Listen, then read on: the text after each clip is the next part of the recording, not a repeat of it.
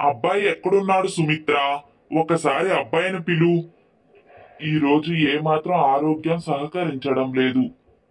పొలానికి వాడు వెళ్ళొస్తాడేమో అని అడుగుతాను. తయారవుతున్నాడండి, వస్తున్నాడు. నేను చూస్తూనే ఉన్నాను. ఈ మధ్య మీరు అసలు మరీ బలహీనమైపోతున్నారు. నాకు కూడా ఆరోగ్యం అంతంత మాత్రమే ఉంది నిజం చెప్పాలంటే. అందుకే పొద్దున్నే అబ్బాయికి చెప్పుంచాను, ఈరోజు నువ్వే పొలానికి వెళ్ళాలి అని. ఈ పాటికి తయారై వస్తూ ఉంటాడు. రానాన్నా కేశవ, ఈరోజు పొలానికి నువ్వే వెళ్ళిరా. అమ్మ చెప్పిందంటగా ఇప్పటికే నేను వెళ్ళలేను. నాకంత ఓపిక లేదు. ఈరోజే కాదురా, ఎప్పుడూ నాకు ఓపిక ఉండటం లేదు. ఎన్ని మాత్రలేసుకున్నా శక్తి రావడం లేదు. కేశవ, నాకు ఒక్కటే దిగులు, నీకు పెళ్లి చెయ్యాలి. మా ఆరోగ్యాలు రాను రాను క్షీణిస్తున్నాయి. ఏదో పొలముంది కాబట్టి నీ జీవితం దానివల్ల బానే సాగుతుంది. కొంచెం కష్టపడి పనిచేశావంటే బోలెడంత ఆదాయం వస్తుంది. కానీ మేము ఉండగానే నీ పెళ్లి చూసి సంతోషంగా వెళ్ళిపోవాలని నా కోరిక. నువ్వు చూస్తే సంబంధాలు చూడొద్దంటావు, ఎవరిని ప్రేమించలేదని చెప్తావు. ఉన్నమాట చెప్పు నాయనా. నేను ఒక అమ్మాయిని ఇష్టపడ్డాను నాన్న, అందుకే సంబంధాలు చూడొద్దని చెప్పాను. అయితే ఇప్పటిదాకా ఆ అమ్మాయికి నా ప్రేమ విషయం చెప్పలేదు. చెప్పడానికి అవకాశమే దొరకడం లేదు. ఆమె అభిప్రాయం కూడా తెలుసుకొని ఆ తర్వాత మీతో కూడా చెప్పాలని అనుకున్నాను. అంతే, ఆమె అభిప్రాయం తెలియకుండా మీతో చెప్పి ప్రయోజనం ఏముంది? అదీ కాక ఏమీ తెలియకుండా సంబంధం మాట్లాడడానికి వెళ్ళడం మంచిది కాదు కదా. నేను త్వరలోనే ఆ అమ్మాయిని కలుస్తాను, నా సంగతి చెప్తాను. మరి కొంచెం సమయం ఇవ్వండి చాలు. కేశవ చాలా బుద్ధిమంతుడు. అంతో ఇంతో ఊర్లో ఉన్నంత వరకు చదువుకున్నాడు. తెలివైన వాడు కూడాను. అలాంటి వాడిని తల్లిదండ్రులు మాత్రం ఏమంటారు? ఎవరో అమ్మాయిని ఇష్టపడ్డాను అని చెప్తున్నాడు. తప్పకుండా మంచి నిర్ణయమే తీసుకుంటాడు. అందుకే వాళ్ళు కూడా ఏమీ అనలేకపోయారు. తొందరగా కేశవ పెళ్లి చేసుకుంటే చూడాలని వాళ్ళ తల్లిదండ్రుల కోరిక. రంగారావుకు సుమిత్రకు ఒక అమ్మాయి ఒక అబ్బాయి. అమ్మాయికి వివాహమైంది, పక్క ఊర్లోనే ఉంటుంది. అమ్మాయి భర్త కిట్టయ్య కోపిష్టి మనిషి, మంచివాడే. అమ్మాయిని ఇష్టపడి మరీ పెళ్లి చేసుకున్నాడు. కానీ మనిషికి విపరీతమైన కోపం. తనతో ఏం మాట్లాడాలన్నా కష్టమే. తల్లిదండ్రులిద్దరూ అల్లుడితో ఏమైనా చెప్పాలి, వివరించాలి అంటే కేశవనే ఆశ్రయిస్తారు. తనే కొంచెం సంయున్యంగా నిదానంగా చెప్పగలుగుతాడు. కిట్టయ్య కూడా బామర్దంటే కాస్తో కూస్తో అభిమానం ఉంది. అయితే అసలు విషయం ఏమిటంటే కేశవ ప్రేమించింది మరెవరినో కాదు, అక్క ఆడపడుచు అయిన వెన్నెలని. కిట్టయ్యకి ఒక చెల్లెల ఉంది. అక్క పెళ్లిలోనే ఆమెను చూసినప్పటి నుండి కేశవ ఇష్టపడుతున్నాడు. బావ అసలే కోపిష్టి అవ్వడంతో వెన్నెలతో ఎలా మాట్లాడాలో, ఎలా పలకరించాలో తెలియక సతమతమవుతూ ఉంటాడు. పోనీ అక్కతో విషయం చెప్దామంటే అక్క ఇంటికి అసలు ఎప్పుడూ రాదు. అందుకే కేశవ ఎవరితోనూ చెప్పలేక తన ప్రేమను మనసులోనే ఉంచుకున్నాడు. ఆ రోజు పొలం పనులు చేసుకొని ఇంటికి వస్తాడు. 4 రోజులు అక్కింటికి వెళతానని తల్లిదండ్రులతో చెప్తాడు. 4 రోజులు అక్కింట్లో ఉంటేనైనా వెన్నెలతో ఎలాగో అలాగా మాట్లాడొచ్చని కేశవ ఉద్దేశం. రారా తమ్ముడు, అబ్బా నిన్ను చూస్తుంటే ఎంత సంతోషంగా ఉందో. అమ్మా నాన్న బాగున్నారా? వాళ్ళను కూడా తీసుకురావాల్సింది. నువ్వు ఒక్కడవే వచ్చావేంట్రా? నేను వద్దామంటే నాకు అసలు తీరికే లేదు. తెలుసుగా మీ బావ సంగతి, నాకు ఏదో ఒక పని చెప్తూ ఉంటారు. నన్ను అసలు పుట్టింటికే రానియకుండా చేశారు. నేనంటే ఎంతో ఇష్టం కాబట్టి ఏమీ అనలేను. అమ్మా నాన్న ఎలా ఉన్నారా? బాగున్నారక్క. ఇదిగో నీకోసం సున్నిండ్లు ఆవకాయలు అన్నీ చేసి పంపించారు. ఇద్దరికీ ఈ మధ్య అనారోగ్యంగా ఉంటుంది. నాన్న పొలం పనులు కూడా చేయలేకపోతున్నారు. నేనే పొలం పనులు చూసుకుంటున్నాను. నిన్ను చూద్దామనిపించి ఇక్కడ కొంచెం పని కూడా ఉందక్క. పొలం పనులు గిరిసారికి అప్పగించానులే. అదీ కాక నీతో ఒక ముఖ్యమైన విషయం మాట్లాడేది ఉంది. కానీ నువ్వెప్పుడు ఇంటికి రావుగా, అందుకే నేనే ఇక్కడికి వచ్చాను. ఇంతకీ బావగారెక్కడా? కేశవా, ఎలా ఉన్నావు? పెళ్ళైన ఇన్నాళ్ళకు మీ అక్క గుర్తుకొచ్చిందా మీకు?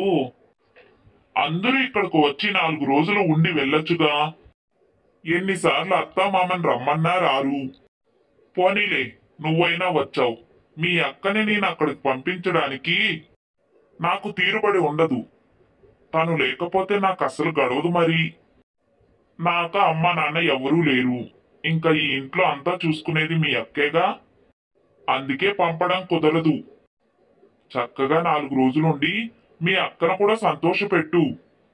చూడు మొహం ఎలా అయిపోయిందో.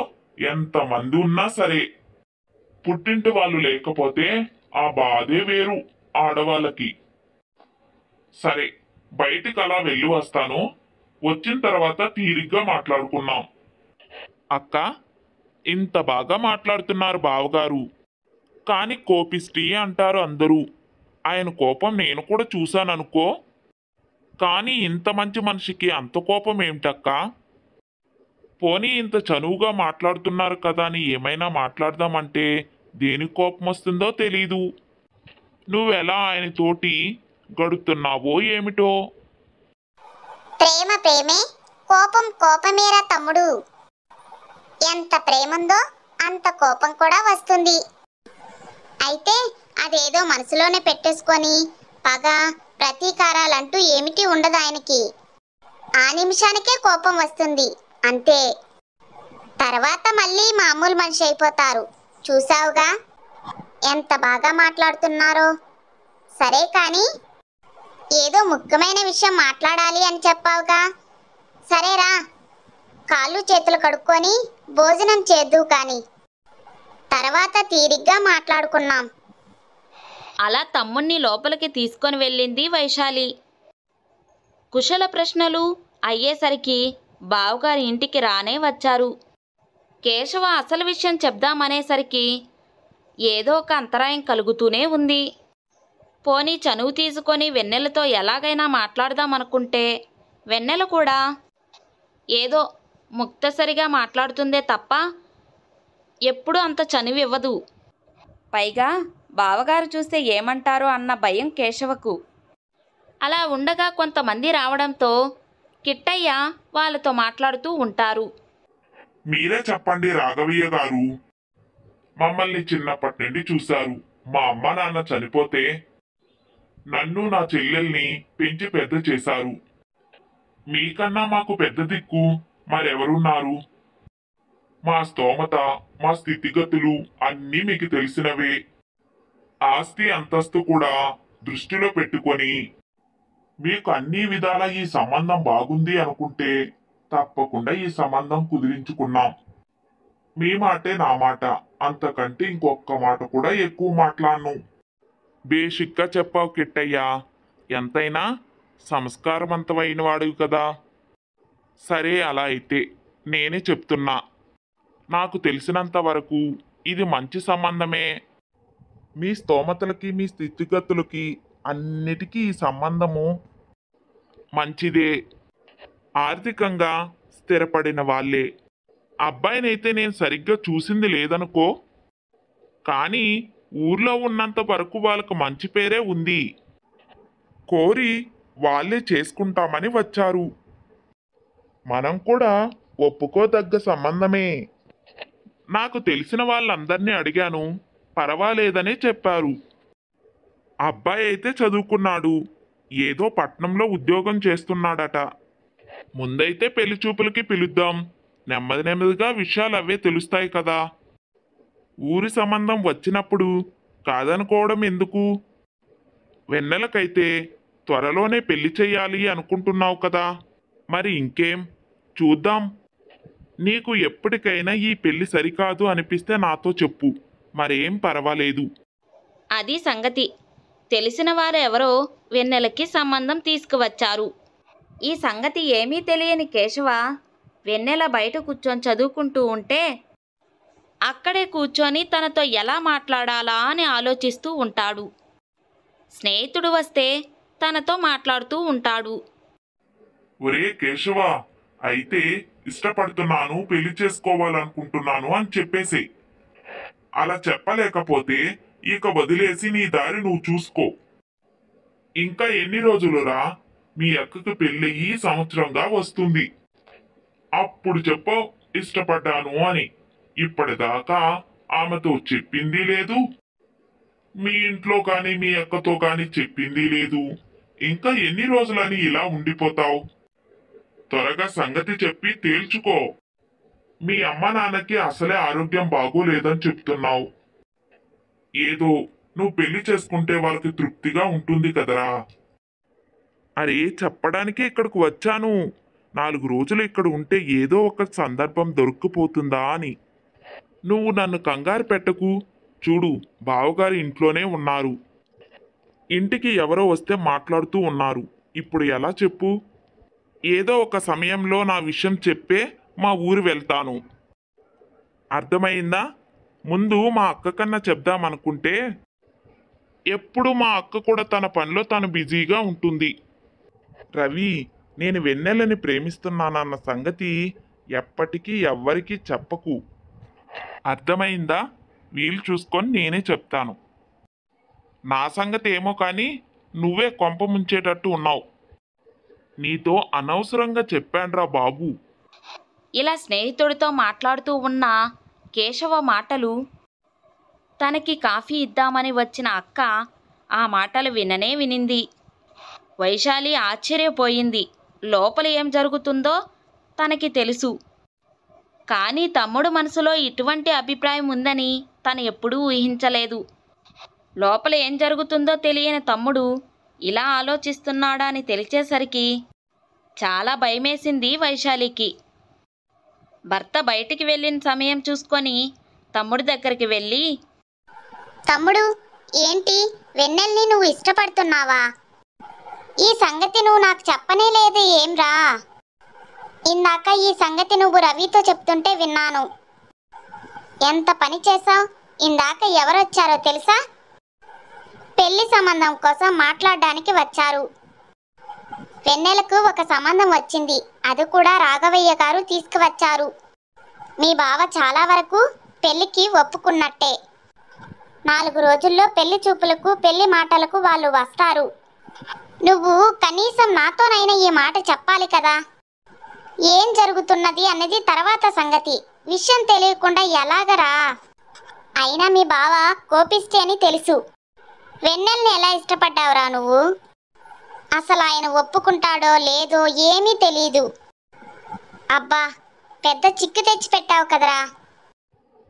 ఏంటక్క, పెళ్లి సంబంధం కోసం వచ్చారా? ఎవరో పని మీద వచ్చి మాట్లాడుతున్నారు అనుకున్నానక్క.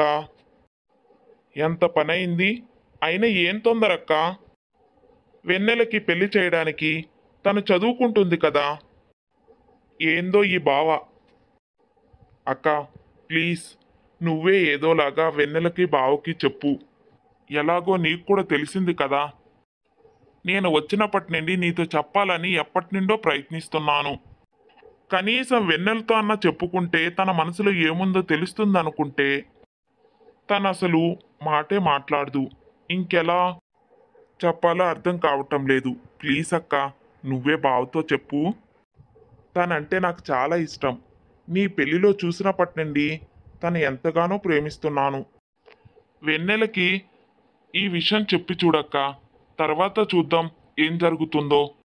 అసలు వెన్నెలకి నేనంటే ఇష్టమో లేదో అదన్నా తెలియాలి కదా.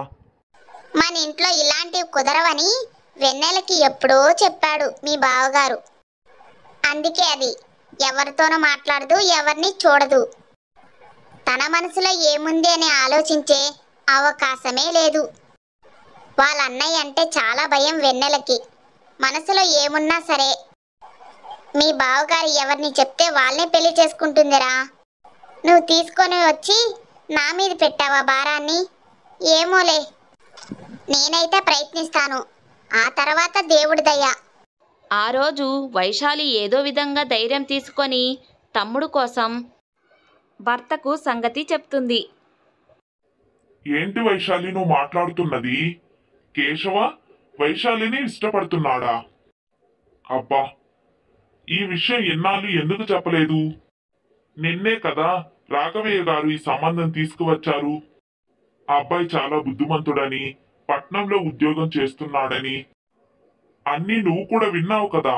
ఆయనకు మాట కూడా ఇచ్చేశాను. 2 రోజుల్లో వాళ్ళు కూడా పెళ్లి మాటలకి పెళ్లి చూపులకి వస్తున్నారు. కబురు కూడా పెట్టేశాం వైశాలి. ఈ పరిస్థితిలో మనం వెనక్కు కూడా తగ్గలేం. అయినా మన ఆర్థిక పరిస్థితికి వాళ్ళే సరైన వాళ్ళు. మీ తమ్ముడి దగ్గర ఏముంది చెప్పు? ఆ పొలం తప్ప ఇంకేమీ లేదు. చదువా పెద్దగా చదువుకోను లేదు. నేను తక్కువ చేయడం లేదు. కాకపోతే పెళ్ళన్నాక ఇవన్నీ చూస్తాం కదా. నువ్వంటే వేరు, కానీ ఆడపిల్ల ఇచ్చే చోటుకి ఆస్తి అంతస్తు ఉండే చోటు అన్నీ చూడవలసిందే. నీకేం తెలియంది కాదు. పోనీ ఈ విషయం నాకు కొంచెం ముందు తెలిసినా దీని గురించి ఆలోచించేవాణ్ణేమో. ఇప్పుడు నేను వెనక్కి రాలేను. రాఘవయ్య గారి దగ్గర నాకు మాట పోతుంది. వెన్నెల ఎవరిని ఇష్టపడదనే నమ్మకంతోనే నేను ఈ నిర్ణయానికి సిద్ధపడ్డాను. కానీ ఈ విధంగా సమస్య వస్తుందని నేను అసలు ఊహించనే లేదు. కేశవకి ఏదోలాగా నచ్చచెప్పు. ఈ సంబంధం చాలా వరకు ఖాయమైనట్టే. వెన్నెలపై ఈ ఆలోచనని మార్చుకోమని చెప్పు. ఇంతకంటే నేనేం చేయలేను. నువ్వేమీ అనుకోనంటే ఒక మాట చెప్తాను. వాళ్ళకు పరిస్థితికి తగ్గట్టు వేరే అమ్మాయిని చూసుకొని పెళ్లి చేసుకోమను. మరోలా అనుకోక వైశాలి. ఇక్కడ దాకా వచ్చాక ఈ విషయం చెప్పక తప్పలేదు. ఇక్కడితో వదిలేక దీన్ని మరింత సాగదీశారంటే నా విషయం మీకు తెలిసిందే. ఇక్కడితో వదిలేస్తే అందరికీ మంచిది. వైశాలికి తెలుసు కిట్టయ్య ఇలాగే అంటాడని. కొంచెమైనా ఆలోచించకపోతారా అని తమ్ముడు కోసం ప్రయత్నించింది. కానీ అది ఫలించలేదు. కేశవకు బావ చెప్పిన మాటలు చెప్పక తప్పలేదు వైశాలికి. కేశవ చాలా బాధపడ్డాడు. తను కొంచెం ముందు చెప్పింటే ఫలితం ఇంకెలా ఉండేదో ఊహించుకుంటేనే చాలా బాధ కలిగింది కేశవకు. అప్పటికి ఏదో విధంగా చెప్పాలని ఇక్కడికొచ్చి ఉన్నాడు. కానీ ఇంతలోనే ఈ విషయం చేయిదాటిపోయింది. కేశవ చాలా బాధపడ్డాడు. తిరిగి తన ఊరి వెళ్ళిపోవాలని అనుకుంటాడు. వైశాలి కూడా చాలా బాధపడుతుంది. పాపం తమ్ముడు నిరాశతో ఇంటికి బయలుదేరాడు. తనకి ఏం చెయ్యాలో పాలుపోలేదు. భర్త మాటల్ని కాదని చెప్పలేదు. అలాగని తమ్ముడు బాధని చూడలేదు. దిగాలుగా కూర్చొని ఆలోచిస్తూ ఉంటుంది వైశాలి. అప్పుడు వెన్నెల అక్కడికి వచ్చి, వదినా, ఎందుకలా దిగాలుగా కూర్చున్నావు? కేశవ ఎందుకని హడావిడిగా వెళ్ళిపోయాడు వదినా? ఏం జరిగింది? అన్నయ్య ఆయన్ని ఏమన్నా అన్నారా? జరిగిన సంగతంతా చెప్పి వెన్నెల మనసును ఎందుకు పాడు చేయాలి అనుకున్న వైశాలి ఏమీ చెప్పలేక ఏమీ లేదన్నట్టు మౌనంగా ఉండిపోయింది. అప్పుడు వెన్నెల, నువ్వు ఏమీ అనుకోనంటే నీకొక విషయం చెప్తాను వదినా. ఇంతకాలం చెప్పడానికి నాకు ధైర్యం రాలేదు. కానీ ఇప్పుడు చెప్పకపోతే ఏమవుతుందా అన్న భయం వేస్తుంది. నాకు కేశవ అంటే ఇష్టం. ఎప్పటి నుండో ఈ మాట నీకు కానీ ఆయనతో కానీ అన్నయ్యతో కానీ చెప్పాలని అనుకుంటున్నాను. అన్నయ్యతో చెప్పడానికి ధైర్యం లేదు. నీతో చెప్తే నువ్వేమంటావు అన్న భయం. ఇక ఆయనతో అయితే మాట్లాడడానికే కుదరదు. ఇప్పుడు 2 రోజులు మన ఇంట్లో ఉన్నారా, మాట్లాడదామంటే అన్నయ్య చూస్తే ఏమంటాడు అన్న భయం. అందుకే నేను చెప్పలేకపోయాను. ఆయన మనసులో నా గురించి ఏముందో తెలియదు. కానీ నిన్న పెళ్లి సంబంధం వచ్చిందంట కదా, అన్నయ్య చెప్పాడు. ఇంకో 2 రోజుల్లో వాళ్ళు పెళ్లి చూపులకు కూడా వస్తున్నారని. ఇక ఇప్పుడు కూడా నీతో మాట్లాడకపోతే ఇంకా ఏం జరుగుతుందో అనే భయమేసి నీతో చెప్తున్నాను. ప్లీజ్ వదినా, నువ్వే ఎలాగైనా అన్నయ్యతో నా విషయం చెప్పవా? ఎలాగైనా ఈ పెళ్లి చూపులు ఆపాలి. వెన్నెల చెప్పిన మాటలకి వైశాలికి మతిపోయింది. ఒక పక్క తమ్ముడు బాధపడుతున్నాడు అనుకుంటే ఇంకో పక్క ఆడపడుచు కూడా బాధపడుతుంది. ఒకరిపై ఒకరికి ఇంత ప్రేమ ఉంచుకొని చెప్పుకోకుండా ఎవరికీ చెప్పకుండా విషయం ఇంతవరకు తీసుకువచ్చారు. విషయం చెప్తే భర్త ఏమంటాడో ముందే తెలుసు. అసలు సంగతి వెన్నెలతో చెప్పాలి. అసలు ఈ సమస్య ఎలా తీరుతుంది అని తల పట్టుకుంది వైశాలి. వెన్నెల, మీ అన్నయ్య సంగతి తెలిసిందే కదా. ఇటువంటి సమయంలో మీ అన్నయ్యకి ఈ విషయం చెప్తే చాలా కోప్పడతారు. ఇప్పటికే ఊర్లో తన మాట ఇచ్చేశాడు. వాళ్ళు పెళ్లి చూపులకు కూడా వస్తున్నారు కూడా. ఇప్పుడు మీరు రావద్దని చెప్తారా? నువ్వే చెప్పు, చూద్దాం ఏం జరుగుతుందో. అయినా నీకంత ఇష్టం ఉండేటప్పుడు నాతో చెప్పిండాల్సింది కదా.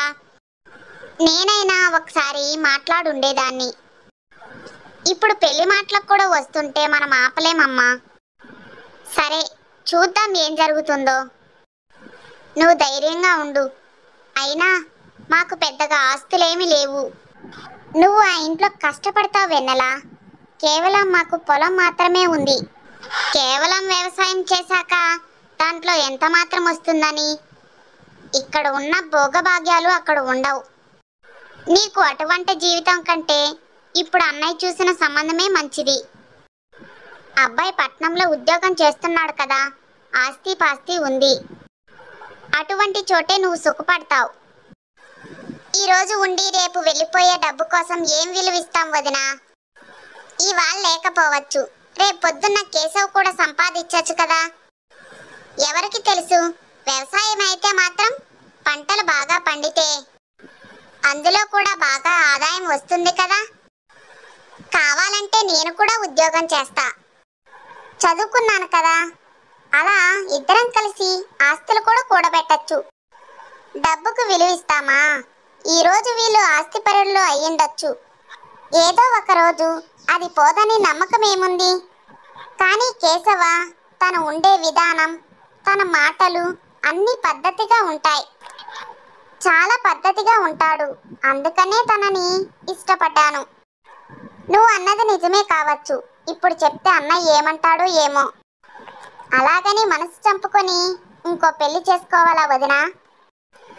ఒకవేళ కేశవ అంటే ఇష్టం లేకపోతే అన్నయ్యకి నేను అసలు పెళ్ళే చేసుకోను. అంతేకాని బలవంతంగా ఇంకొకరిని నేను పెళ్లి చేసుకోలేను. అన్నయ్య నన్ను అడిగితే ఈ సంబంధం నాకు అసలు ఇష్టం లేదని చెప్పేస్తాను. నన్ను ఏమైనా అనని, అన్నయ్య కోపం వచ్చినా పర్వాలేదు. ఇలా చెప్పి వెన్నెల బాధపడుతూ లోపలికి వెళ్ళిపోతుంది. అసలు సంగతి వైశాలి వెన్నెలకి చెప్పనే లేదు. కేశవ కూడా తనని ఇష్టపడుతున్నాడని ఆ మాట చెప్తే వెన్నెల బాధ మరింత పెరుగుతుంది. ఆ విషయం తెలుసు కాబట్టి నెమ్మదిగా వెన్నెలకే నచ్చజెప్పాలని చూసింది. అయితే ఇద్దరి బాధను చూసి వైశాలి చాలా బాధపడింది. ఏ విధంగా వీళ్ళిద్దరికీ న్యాయం చేయగలనా అని రకరకాలుగా ఆలోచించింది. ఇటు తమ్ముడు ఇటు ఆడపడుచు ఒకరినొకరిని ఇష్టపడుతున్నారని తెలిసినా ఏమీ చెయ్యలేని పరిస్థితిలో వైశాలి ఉంది. అలా 2 రోజులు గడవనే గడిచింది. పెళ్లి మాటల కోసం పశుపతి కుటుంబం ఇంటికి రానే వచ్చింది. మీ గురించి మాకు బాగా తెలుసు. చిన్నప్పుడే తల్లిదండ్రులు చనిపోయినా ఎంతో బాధ్యతగా చెల్లిని పెంచి పెద్ద చేసి ఆమె బాగోగులు చూసుకుంటున్నావు. నువ్వు ఎంతో ఉన్నత స్థాయికి ఎదిగావు. నీ గురించి తెలియని వాళ్ళు ఉంటారా కిట్టయ్యా? రాఘవయ్య గారు అన్ని విషయాలు చెప్పారు. ఆయనకు గనక పని లేకపోయి ఉంటే ఇప్పుడు మనతో పాటు ఇక్కడ ఉండేవారు. సరే, ఇక అసలు విషయానికి వస్తే మా ఆస్తిపాస్తి విషయాలు, మా వివరాలు అన్నీ మీకు తెలిసే ఉంటాయి. మాకు ఉన్నవన్నీ మా అబ్బాయికే. ఇంకా చెప్పాలి అంటే ఇంకా మా కోడలికి ఒక్క కొడుకు. వాడి కోసం కాకపోతే ఇంకెవరి కోసం చెప్పు మా తాపత్రయం. మీ అమ్మాయికి మా ఇంటికి వచ్చిన తర్వాత ఇటువంటి లోటు సమస్య ఏమీ ఉండవు. కన్న తల్లిదండ్రులా మేము చూసుకుంటాం. వాడు వ్యాపారం చేసుకుంటున్నాడు కదూ. కొంచెం అప్పుడప్పుడు బిజీగా ఉంటాడు. కొన్ని ఊర్లు తిరగవలసి వస్తుంది.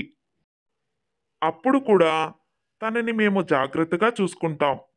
నువ్వేమీ భయపడకుండా మా అబ్బాయికిచ్చి పెళ్లి చెయ్యొచ్చు. ఇంకా మీ నుండి వచ్చే కట్న కానుకల మీద వాటిపై మాకు పెద్దగా ఆసక్తి లేదు. మీ చెల్లెలకి మీరు ఏం పెట్టదలుచుకుంటే అది పెట్టండి. మేము ఏమీ అడగాలని అనుకోవడం లేదు. ఆస్తి కోసమో నువ్విచ్చే కట్నం కోసమో ఈ సంబంధానికి రాలేదు. నువ్వంటే ఎంతో అభిమానం గలవాడిని. చిన్నప్పటి నుండి నీ కష్టసుఖాలన్నీ నాకు తెలుసు. మీ చెల్లెలు అనగానే ఏమి ఆలోచించకుండా ఈ సంబంధాన్ని సరే అన్నాను. పెళ్ళి అందరం కలిసి సంతోషంగా చేసుకున్నాం. ఎలాగో పెళ్లి ఘనంగా చేస్తారు. మీ చెల్లి పెళ్లి అనగానే 4 కాలాల పాటు అందరూ చెప్పుకోవద్దు. ఇకపై మనము 2 కుటుంబాలు కాదు, ఒకటే కుటుంబం. ఏ పనైనా సరే మొహమాటం లేకుండా నన్నడుగు, నాతో చెప్పు. నువ్వు కూడా మా అబ్బాయి లాంటి వాడివే. చెల్లి పెళ్ళి ఒక్కడివే ఎలా జరిపించగలవు? నీకు తండ్రి ఉంటే ఎంత సహకరిస్తాడో నేను నీకు అంత సహకరిస్తాను. ఇంకేమీ ఆలోచించకు కిట్టయ్యా. ఈ పెళ్లి బాగా జరగడం ముఖ్యం. పిల్లలిద్దరూ సంతోషంగా ఉండడం ముఖ్యం. అయితే ఈసారి అబ్బాయి రాలేకపోయాడు. కానీ మాటిస్తున్నాం, మేం సంబంధం ఖాయం చేసుకుంటున్నాం.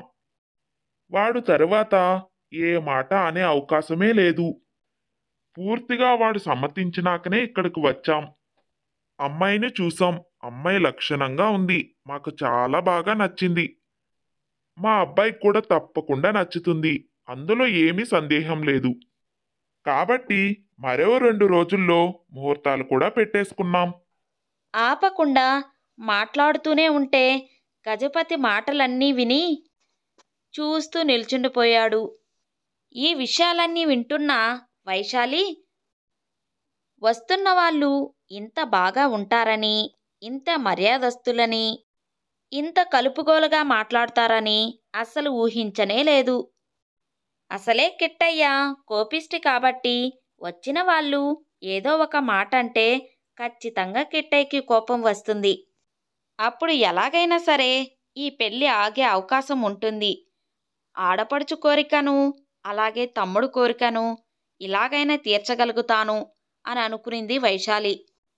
తీరా చూస్తే గజపతి గారు ఇంటి సభ్యుల్లాగా మాట్లాడుతుంటే కుటుంబంలో అప్పుడే ఒకటి కూడా అయిపోయారు. తండ్రిలాగా అప్పుడే అన్ని విషయాలు చెప్పమంటున్నారు. ఇక కిట్టయ్యకు కోపం ఎందుకు వస్తుంది? అయితే ఈ అవకాశం కూడా లేదన్నమాట. సరే, ఏది మంచిది అనుకుంటే అదే జరుగుతుంది. నేను మంచిది అనుకున్న మాత్రాన అదే జరగాలని ఏముంది? భగవంతుడు ఎలా రాసి పెట్టింటే అలా. ఈ కాసంత బాధ వాళ్ళ బాధపడక తప్పదు. కానీ వెన్నెల ఎటువంటి పరిస్థితిలోనైనా ఈ పెళ్లి నాకు ఇష్టం లేదు అని చెప్పేస్తాను అంది. ఏం జరుగుతుందో ఏమో, నాకైతే చాలా కంగారుగా ఉంది. గజపతి గారు తీరు మాట చాలా బాగుంది. ఆ విధంగానైనా వెన్నెల జీవితం బాగుపడుతుందంటే సంతోషమే కదా. ఏ విధంగా అన్నా కూడా ఆమెకు అక్కడే బాగుంటుంది. ఈయన చెప్పిన దాంట్లో కూడా నిజం లేకపోలేదు. అలా అనుకొని మనసు సమాధానపరుచుకుంది వైశాలి.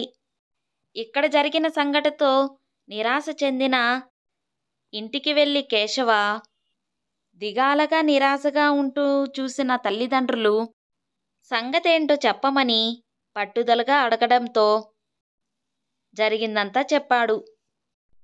నువ్వు ఇష్టపడింది వెన్నెలనా? ఇన్ని రోజులుగా మాకైనా చెప్పి ఉండవలసింది కదరా. ఇన్ని రోజులుగా అక్కతోనో లేదా ధైర్యం చేసి బావతోనో ఆ విషయాన్ని కలిపేవాళ్ళం. ఇప్పుడు మాట కూడా ఇచ్చేసిన తర్వాత తను మాత్రం ఇప్పుడు ఏం చేయగలడు? తను అన్న దాంట్లో తప్పు లేకపోలేదు. అయినా మీ బావ కోపిష్టి కదా. తన చెల్లెల్నిచ్చి పెళ్లి చేస్తాడని ఎలా అనుకున్నావు కేశవ? మన స్థితిగతులు వాళ్ళకి ఏమాత్రం సరిపోవు. ఆడపిల్లను ఇవ్వడం వేరు, మన ఇంటికి తెచ్చుకోవడం వేరు కేశవ. నువ్వు ఈ తేడాని గ్రహించలేవని మేము ఊహించలేదు. నీ మనసులో ఇటువంటి అభిప్రాయం ఉందని మాకు ఏమాత్రం అనుమానం వచ్చినా మేం హెచ్చరించేవాళ్ళం. సంవత్సరం నుంచి నీ మనసులో ఇన్ని భావాలు పెట్టుకొని సతమతమవుతున్నావన్నమాట. అయినా ఇంకాస్త ముందు చెప్పినా కూడా కాస్త మార్పు ఉండేదేమో. అక్క చెప్పిన సమాచారం ఏమిటంటే, వెన్నెలకు ఆ సంబంధం కుదిరింది. వాళ్ళు పెళ్లి ముహూర్తాలు కూడా పెట్టుకున్నారు. ఆ కుటుంబం మీ బావగారికి చాలా బాగా నచ్చిందట. పోనీలే, ఆమెకి మంచి జీవితం లభిస్తుంది. అలా అనుకొని సమాధానం పడడమే మంచిదనిపిస్తుంది. కేశవ, జరిగిందేదో జరిగిపోయింది. దాని గురించి ఆలోచించి నీ మనసును పాడు చేసుకోవద్దు. మనసులో ఏదో ఆలోచన వచ్చింది, కానీ అది ఫలించలేదు. అందుకని ఉన్న చోటే ఆగిపోతామా? నువ్వు ఇలా అయిపోతే మేమేం చేయాలి చెప్పు? నువ్వు ఇలా బాధపడ్డం మేము చూడలేకపోతున్నాం నాన్న. కనీసం మా గురించైనా ఆలోచించు. నీకొక మాట చెప్పనా?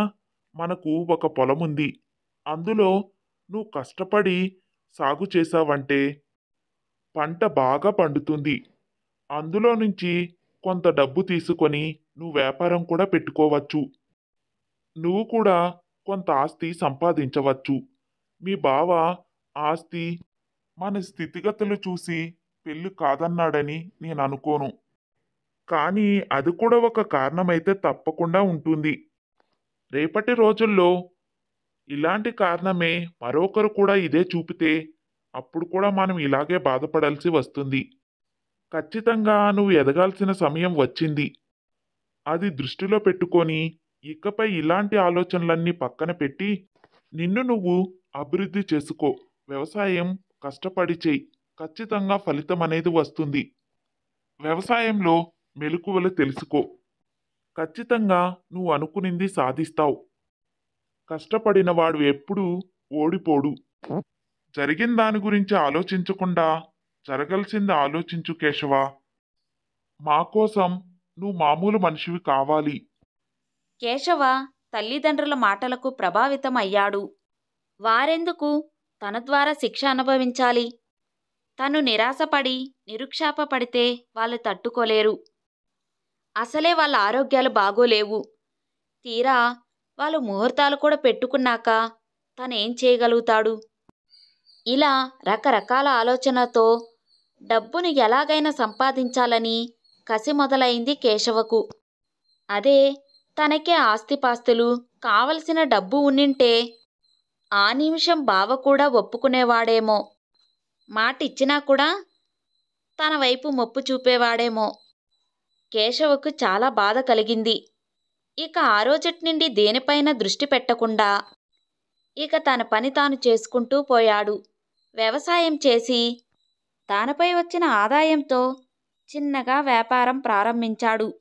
నెమ్మదిగా తన వ్యాపారం కూడా అభివృద్ధి చెందింది. ఇదిలా ఉండగా పెళ్లిచూపుల రోజు కట్న కానుకలు ఆస్తులు ఏమీ వద్దన్న గజపతి నెమ్మదిగా పెళ్లి సమయం దగ్గర పడేసరికి తన మాటలల్లో మార్పు వచ్చింది. కిట్టయ్యకు ఇది కాస్త అయోమయం కలిగించింది. నెమ్మదిగా కట్న కానుకల గురించి సారి గురించి గరుకుగా మాట్లాడడం మొదలుపెట్టాడు గణపతి. కన్న తండ్రిలా చూసుకుంటాను, దగ్గరుండి పెళ్లి పనులు చేస్తాను అని చెప్పిన గణపతి కిట్టయ్య ఏ సహాయం కోరినా ఆ మాట ఈ మాట చెప్పి తప్పించుకునేవాడే తప్ప ఏ రోజు కాని మాట సాయం కూడా చెయ్యలేదు. ఇవన్నీ కూడా కిట్టయ్యకి అయోమయంలో పడేశాయి. ఆ రోజు మాట్లాడిన మాటలకు ఇప్పుడు ఉండే ప్రవర్తనకు చాలా తేడా కనిపించింది కిట్టయ్యకు. ఒకదాని మీద ఒకటి అక్కటి నిండి కోరికలు పుట్టుకొని వస్తూనే ఉన్నాయి. వియ్యాలవారు అన్నాక ఏదో ఒకటి అడుగుతారని తెలుసు. కానీ అటువంటి ఆశలేమీ లేవు అని చెప్పి పెళ్లి సమయం దగ్గర పడేసరికి ఈ విధంగా మాట్లాడడం తనకి ఏమాత్రం సరిగ్గా అనిపించలేదు. పెళ్లి చూపుల రోజంటే అబ్బాయికి తీరిక లేక ఆ రోజు రాలేదు అనుకుంటాడు. కానీ ఆ తర్వాత కూడా ఎప్పుడూ ఆ అబ్బాయి అమ్మాయిని వచ్చి చూసిందే లేదు. కనీసం కిట్టయ్యకి కూడా కనిపించిందే లేదు. ఫోటోలో చూసిందే తప్ప అబ్బాయి గురించి, అబ్బాయి తీరు గురించి తెలిసిందే లేదు కిట్టయ్యకు. ఇది కిట్టయ్యకు చాలా అనుమానంలో కూరుకుపోయాడు. తను ఏమైనా తప్పు చేస్తున్నాడా లేదా సరైన నిర్ణయమే తీసుకుంటున్నాడా అన్న విషయంలో చాలా కంగారు పడుతూ వచ్చాడు. అన్నయ్య నన్ను అడిగితే బాగున్ను. ఈ పెళ్లి ఇష్టం లేదని చెప్పేయచ్చు. నాకు నేనుగా వెళ్ళాలంటే అన్నయ్య ఏమంటాడో ఏమో. అసలే ఆయన చాలా మంచివాడని, బాగా ఉన్నాడని, బాగా డబ్బున్న వాళ్ళని అనుకుంటున్నాడు అన్నయ్య. ఇటువంటి పరిస్థితిలో అన్నయ్య దగ్గరికి వెళ్ళి నాకు ఈ పెళ్లి ఇష్టం లేదని చెప్పగలనా? ఇలా చెప్పడం నా వల్ల కాదు. అయినా ఈ పెళ్లి ఎటువంటి పరిస్థితిలో నేను చేసుకోను. ఒకవేళ అటువంటి పరిస్థితి వస్తే అప్పుడైనా ధైర్యం చేస్తాను. ఈలోగా ఏదో ఒకటి జరిగి ఈ పెళ్లి ఆగిపోతే ఎంత బాగుంటుంది. భగవంతుడా, నాకు సహాయం చెయ్యి. ఏదో ఒక విధంగా ఈ సంబంధం తప్పిపోతే బాగుంటుంది. అలా వెన్నెల ఏదో ఒక అద్భుతం జరిగితే బాగుణ్ణు, ఈ పెళ్ళి ఎలాగైనా ఆగిపోతుంది అని అనుకుంటూ ఉంటుంది. ఒక పక్క కిట్టయ్య పెళ్లి పనుల్లోనూ, రాఘవయ్య తన పనుల్లోనూ నిమిషం తీరిక లేకుండా గడుపుతూ ఉంటారు. వైశాలి మనసులో ఎంత బాధగా ఉన్నా ఆడపడుచుకు మంచి జరుగుతుంది అన్న ఆలోచనతో తన పని తాను చేసుకుంటూ పోతుంది. ఏం కిట్టయ్యా, పెళ్లి పనులు ఎలా జరుగుతున్నాయి? నీతో మాట్లాడడానికే ఇక్కడికి వచ్చాను. ఆ రోజు పెళ్లి చూపులు మాటలు జరిగినప్పుడు కూడా రాలేకపోయాను. గజపతి గారు వచ్చారు వెళ్ళారు, ఆయన మాట తీరు కూడా నచ్చాయి అని చెప్పావు. ఆ మాటలన్నీ విని సంతోషపడ్డాను. ఉన్నట్టుండి నాకు మా ఊరిలో ఒక సమస్య వచ్చింది. దానికోసం పగలు రాత్రి తిరగవలసి వస్తుంది. అందుకే ఆ రోజు రాలేకపోయాను. తరచూ నిన్ను కలవడం కుదరడం లేదు. నన్ను పెద్ద దిక్కుగా అనుకొని ఈ సంబంధాన్ని ఖాయం చేసుకున్నావు. నీకు అండగా ఉండలేకపోతున్నాను అని బాధపడుతున్నాను. అయితే గజపతి గారు నీకు సాయంగా ఉంటాను, కలిసి వివాహం చేసుకుంటాను అన్నారు కాబట్టి నిజానికి సంతోషం అనిపించింది. నీకు అటువంటి వ్యక్తి అండగా ఉండడం నిజంగా అదృష్టవంతుడివే. పోనీలే, అంతా మంచే జరిగింది. ఇకపోతే పెళ్లి పనులు అన్నీ బాగానే జరుగుతున్నాయా? అన్నీ బాగానే జరుగుతున్నాయి బాబాయ్. నిజమే, ఆయన మాట్లాడే విధానం, పలకరించే తీరు అన్నీ బాగానే నచ్చాయి. సంతోషంగానే ఉంది వెన్నెలకు ఇటువంటి సంబంధం వచ్చినందుకు. మాకు కూడా ఒక అండ దొరికింది మీలాగానే. మీ విషయాలన్నీ త్వరగా చూసుకొని నాతో పాటు సహాయంగా ఉంటే బాగుంటుంది. నేను ఒక్కనే ఏం చెయ్యాలో నిజంగా నాకు అర్థం కావడం లేదు. అంతా బాగానే ఉంది. అయితే ఆ రోజు మాట్లాడినట్టు గజపతి గారు అలా జరగడం లేదు. బహుశా ఆయన కూడా ఏదో హడావిడిలో ఉండిండొచ్చేమో. అయినా వాళ్ళు మగపెళ్లి వారు కదా, ఏదో ఒకటి ఉండే ఉంటాయి.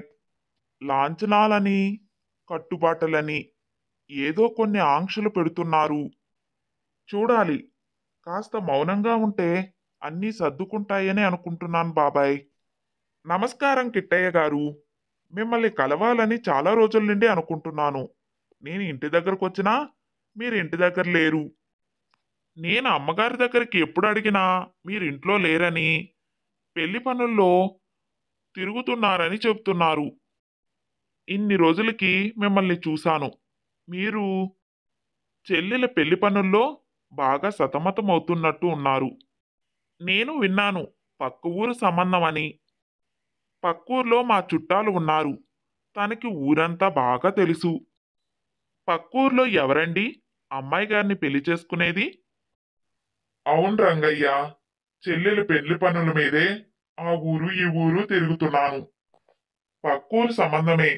గజపతి గారని వాళ్ళ అబ్బాయి, కృష్ణకుమార్ అని అతనే మన అమ్మాయి గారికి కాబోయే భర్త. రాఘవయ్య గారు తీసుకువచ్చిన సంబంధమే. కానీ చెల్లెలు పెళ్ళంటే మాటలా?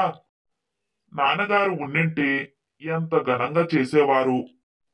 అంత ఘనంగా నేను పెళ్లి చేసి దానికి అన్నీ ఇచ్చి పంపించాలి కదా. అందుకే ఆ ఏర్పాట్లలో ఉన్నాను. గజపతి గారా? అది పక్క ఊరిలో. గజపతి గారు అంటే వాళ్ళ అబ్బాయి పేరు కృష్ణకుమారా? ఆ అయ్యగారు, మీరు అన్నీ కనుక్కున్న తర్వాతనే పెళ్లి నిర్ణయించుకున్నారా? ఆ ఊర్లో నాకు తెలిసిన వాళ్ళు ఒకరున్నారు గజపతి గారని. వాళ్ళైతే కాదు కదా. నాకు తెలిసి ఆ ఊరిలో గజపతి గారు అన్నది ఒక్కరే, నేను విన్నంత వరకు. నీకు తెలుసు అంటున్నావు, ఆయనైతే కాదు కదా అంటున్నావు. విషయం ఏంటి రంగయ్య? ఇంకా ఏం చెప్పమంటారండి? నేను అనుకున్న మనిషే అయితే గణపతి గారి సంబంధం మనకి ఏమాత్రం సరిపోరండి. ఆయనకి ఆస్తిపాస్తులు, హోదా అన్నీ ఉన్న వ్యక్తే. అవన్నీ ఒకప్పుడు మాటండి. తన తల్లి తండ్రి దగ్గర నుండి, తన పూర్వీకుల నుండి ఆస్తినంతా చేజిక్కించుకొని ఏ పని చెయ్యకుండా చర్చగా కూర్చొని అందర్నీ వాదిస్తూ ఇంతకాలం గడిపేశారు. ఏ పూట ఎవ్వర్నీ ఆదరించింది లేదండి. నా స్నేహితుడు ఒకరోజు ఆయనకు ఏదో సహాయం కావాలంటే సహాయం చేశాడట.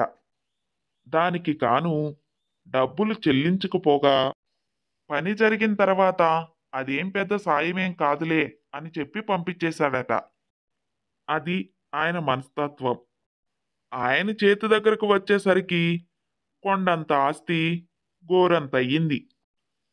కానీ ఈ విషయం బయట పొక్కకుండా జాగ్రత్త పడుతున్నారు. మా చుట్టాలు ఆ ఊర్లోనే ఉంటున్నారు అని చెప్పానుగా. అతను వాళ్ళింట్లోనే పనిచేస్తాడు. నేను అస్సలు ఊహించలేదండి వారి సంబంధం మీరు కుదిరించుకుంటారని. ఇంకా వాళ్ళ అబ్బాయి గురించి చెప్పాలంటే చెప్పడానికే నోరు రావడం లేదు. అతనికి లేని వ్యసనం లేదు. బాగా తాగుతాడు. అన్ని చోట్ల అప్పులు కూడా చేశాడు. గజపతి గారు తన తీరుకు విసుగుపోయి డబ్బులు ఇవ్వకపోవడంతో ఊరిలో తనకి తెలిసిన వాళ్ళ దగ్గర తన తండ్రి పేరు చెప్పుకొని అప్పులు చేశాడట.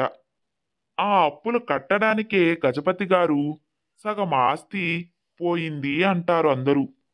ఈ విషయాలన్నీ ఏవి బయటికి రానివ్వడు. ఇవన్నీ తెలిస్తే అబ్బాయికి పెళ్లి జరగదేమో అన్న భయం. అసలు మీరు అబ్బాయిని చూశారా? చూడలేదు రంగయ్య. పెళ్లి చూపులు అప్పుడే కాదు, ఆ తర్వాత కూడా ఎప్పుడూ మా ఇంటికి ఆ అబ్బాయి రాలేదు. నేనెప్పుడైనా పని మీద అక్కడికి వెళ్ళినా నన్ను కలిసిందీ లేదు. నువ్వు ఇప్పుడు అంటూ ఉంటే నాకు అనిపిస్తుంది. నేను వాళ్ళ ఇంటికి 2-3 సార్లు వెళ్ళాను. ఆ చుట్టుపక్కల వాళ్ళు, ఆ మనుషులు నాకు అనుమానంగానే కనిపించారు. వాళ్ళేదో దాస్తున్నారనే నాకు అనిపించింది. కానీ నేను ఆ దృష్టిలో లేను కనుక నేనంత సీరియస్ గా తీసుకోలేదు. కానీ నువ్వు ఇప్పుడు అంటుంటే నాకు అర్థమవుతుంది వాళ్ళు ఎందుకలా ఉన్నారని. అయితే ఈ విషయాలన్నీ ఏవీ బయటికి రాకుండా ఊరిలో మాత్రం పేరు ప్రతిష్టలు ఏవీ బయటపడకుండా చూసుకుంటున్నారన్నమాట. నేను కూడా వాళ్ళ గురించి మరికొంత తెలుసుకోవలసింది. పొరపాటు చేశాను. ఊర్లో వాళ్ళకి ఇప్పటికే చెల్లెల పెళ్ళని, పలానా రోజు పలానా అబ్బాయితోనని చెప్పేసుకున్నాను. ఆ రోజు ఆయన ఎంతో సంస్కారంగా మాట్లాడేసరికి నేను మరుక్షణం ఆలోచించకుండా సంబంధం ఖాయం చేసుకున్నాను రంగయ్య. ఇప్పుడు నువ్వు చెప్తుంటే నాకంతా అయోమయంగా ఉంది. అయితే నేను కూడా ఇదే ప్రశ్నలో ఉన్నాను.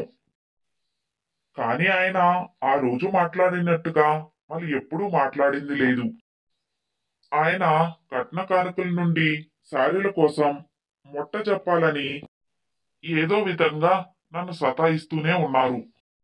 మగపెళ్లి వారు కదా, ఆ మాత్రం ఉంటారులే అని ఏదో విధంగా సర్దు చెప్పుకుంటూ వచ్చాను. అయితే అబ్బాయికి ఏదో విధంగా ఈ పెళ్లి జరగాలి అన్న ఆలోచనలో ఇవన్నీ దాచారన్నమాట. అబ్బాయి తండ్రి మాటకు కూడా లెక్క చేసే పరిస్థితిలో లేరండి. అతను ఇంటికి రావడం కూడా తక్కువే.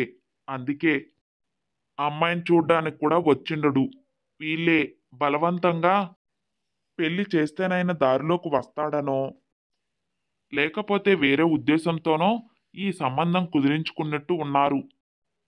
పెళ్లి తర్వాత డబ్బు కోసం అమ్మాయి గారిని వేధిస్తారో ఏమో. ఇప్పుడు వాళ్ళ ఆర్థిక పరిస్థితి కూడా ఏమాత్రం బాగోలేదని మా వాడు చెప్పాడు. అక్కడ పనిచేస్తాడు కాబట్టి ఈ విషయాలన్నీ తెలిసాయి. లేకపోతే ఈ విషయాలని ఎవ్వరికీ తెలీదు. ఆవిడ కానీ ఆయన కానీ ఎక్కడా బయటపడరు. ఇంట్లో మాట్లాడుకుంటూనో చిన్న చిన్న విషయాల్లోనో ఈ విషయాలన్నీ బయటపడుతూ ఉంటాయి కదా. అలాగా. అయ్యో, మీరు ఆ అబ్బాయిని చూసిన తర్వాత నిర్ణయించుకోవలసింది అబ్బాయి గారు. ఇప్పుడేమో ఊరంతా చెప్పేసుకున్నారు కదా. ఏ క్షణం ఈ పెళ్లి ఆగిపోయింది అన్న విషయం అందరికీ తెలిస్తే ఎంత చెడ్డ పేరు వస్తుంది. చాలా తొందరపడి నిర్ణయం తీసుకున్నారు. సంగతంతా తెలిసిన కిట్టయ్యకు మతిపోయింది. చక్కగా చెల్లి పెళ్లి చేస్తున్నాడు అనుకున్న సమయంలో ఇలాంటి వార్త వినవలసి వచ్చింది. ఈ పెళ్ళి ఆపేస్తే, ఇంతదాకా వచ్చిన పెళ్లిని ఆపేసుకుంటే చెల్లి గురించి రకరకాలుగా మాట్లాడుకుంటారు. పాపం చెల్లి గురించి ఏమనుకుంటారో. ఇంక తనని పెళ్లి చేసుకుంటాను అని ముందుకు వస్తారో రారో. అలాగని ఈ పెళ్లిని చేసిన తన చేతులారా తన చెల్లి జీవితం నాశనం చేసినట్టవుతుంది. అసలు ఏం చెయ్యాలో ఏమీ అర్థం కాని పరిస్థితిలో ఉన్నాడు కిట్టయ్య. సంగతంతా విన్న కిట్టయ్య కంగారుగా రాఘవయ్య దగ్గరికి వెళ్ళాడు. రాఘవయ్యకు జరిగిందంతా చెప్పి, ఇప్పుడు ఏంటి బాబాయ్ చేసేది? ఊరంతా మనం పిల్ల పెళ్ళి పలానా రోజని ఊరంతా చెప్పేసుకున్నాం. కానీ మనకి తెలియకుండా ఇన్ని రహస్యాలున్నాయని తెలియలేదు. మనకు తెలిసినంత వరకు మనం అడిగాం కానీ ఇంత లోతుగా విషయాలు ఉన్నాయని తెలియలేదు. వీళ్ళేంటి బాబాయ్ ఇలా ఉన్నారు? ఇప్పుడు ఎలా? వెన్నెల జీవితం ఇలా మధ్యలో ఆగిపోవలసిందేనా? అయ్యయ్యో, నిజమేరా. నేను కూడా నీకు తప్పుడు సలహానే ఇచ్చాను. నా మాట మీద నమ్మకం ఉంచావు. నేను మరికొంత విషయాలు తెలుసుకోవలసింది. అయితే ఆ గజపతి గారు ఇంటికొచ్చిన సమయంలో నేను లేకపోవడం, ఆయన మాట్లాడిండే మాటలు, ఆయన ప్రవర్తించే తీరు అన్నీ బాగా నీకు నచ్చడం వల్ల ఈ సంబంధానికి ఓకే చెప్పేశావు. నువ్వు అంతగా ఇష్టపడినప్పుడు ఇంకా ఆలోచించవలసిన అవసరం ఏముందిలే అనుకున్నాను. పొరపాటు నాది కూడా ఉంది కిట్టయ్యా. నేను పెద్దవాడినయ్యుండి నీకు సాయం చేయలేకపోయాను. అయితే ఒకటి, అమ్మాయి జీవితం కష్టాల్లో పడేయాల్సిన అవసరం ఏమీ లేదు. ఇంకా అదృష్టం బాగుండి విషయాలన్నీ పెళ్లికి ముందే తెలిసాయి. అది దేవుడు మనకిచ్చిన అవకాశంగా భావిద్దాం. వెంటనే పెళ్లి చేసుకోవడం లేదు అన్న కబురు పంపించు. ఏదో ఒక విధంగా విషయాన్ని వాళ్ళకి తెలియచేయి. అంతేకాని నూరేళ్ల జీవితం ఎలా పాడు చేస్తాం? మహా అయితే ఊర్లో 4 రోజులు చెప్పుకుంటారు, అంతే కదా. ఏదో ఒక విధంగా మళ్ళీ తిప్పలు పడి ఏదో ఒక సంబంధం చూద్దాం. అమ్మాయి గుణవంతురాలు. ఏదో విధంగా తనకి తగిన సంబంధం దొరక్కపోదు. కొంతకాలం మనం ఈ బాధను భరించాల్సి వస్తుంది. అంతే. అలా కాదని ముందుకు వెళ్తే ఇన్ని విషయాలు తెలిసినప్పుడు కూడా తెలిసి తన జీవితం నాశనం చేసినట్టవుతుంది. అయినా నువ్వు వదిలేసేయ్. ఈ విషయం నేను చూసుకుంటాను. నాకు పెళ్లి సంబంధం తీసుకువచ్చిన పేరయ్య ఉన్నాడుగా, అతన్ని కలిసి విషయాలన్నీ కనుక్కొని నేనే వాళ్లకు పెళ్లి కుదరడం లేదు, చేసుకోవడం లేదని కబురు పంపిస్తాను. ఇక దీని గురించి ఏమీ మాట్లాడకు. వెన్నెలకు వైశాలికి ఈ విషయం చెప్పి సమాధానపరుచుకోమని చెప్పు. కిట్టయ్య కూడా రాఘవయ్య చెప్పిన దానికి సమ్మతించాడు. తెలిసి చెల్లెల జీవితం నాశనం చెయ్యాలని అనుకోడు కదా. అయితే దీనివల్ల కిట్టయ్య ఒక విషయం అర్థం చేసుకున్నాడు. మెరమెచ్చు మాటలతో పైపైన చెప్పే మాటలన్నీ నిజం కాదు. ఒకవేళ వారిలో నిగూఢమైన రహస్యాలు దాగి ఉండొచ్చు అని అనుమానపడాలి అనే సంగతి కిట్టయ్యకి అర్థమయ్యింది. పైపైన మనుషులు చూపించే ఆరబాటాల్లో టాంబికాల్ని చూసి మనుషుల్ని నిర్ణయించకూడదని, వ్యక్తి గుణగుణాలు తెలుసుకున్న తర్వాతనే నిర్ణయానికి రావాలనుకొని తెలుసుకున్నాడు. ఒక విధంగా వాళ్ళ ఆస్తిపాస్తులు వివరాలు చూసే కిట్టయ్య ఆ సంబంధానికి ఒప్పుకున్నాడు. చెల్లెలకి ఏ కష్టము లేకుండా ఉంటుంది అనుకున్నాడు. ఎంత పనైంది.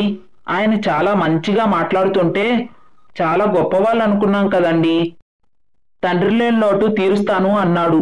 అమ్మో అమ్మో, మనసులో ఇలాంటి దుర్బుద్ధి పెట్టుకొని పైకి మాత్రం ఇంత తీయగా ఎలా మాట్లాడతారో. పోనీ వదిలేయండి, అమ్మాయి అదృష్టవంతురాలు. పెళ్ళయ్యాక ఈ విషయాలు తెలిసినా మనం ఏమీ చేయలేకపోయేవాళ్ళం. అప్పుడు అమ్మాయి జీవితం నాశనం అయిపోయిందని జీవితాంతం బాధపడాల్సి వచ్చేది. ఒక విధంగా మంచే జరిగింది అనుకున్నాం. ఇంతదాకా వచ్చింది కాబట్టి కొంచెం నలుగురితోనూ మాటలు పడాల్సి వస్తుంది.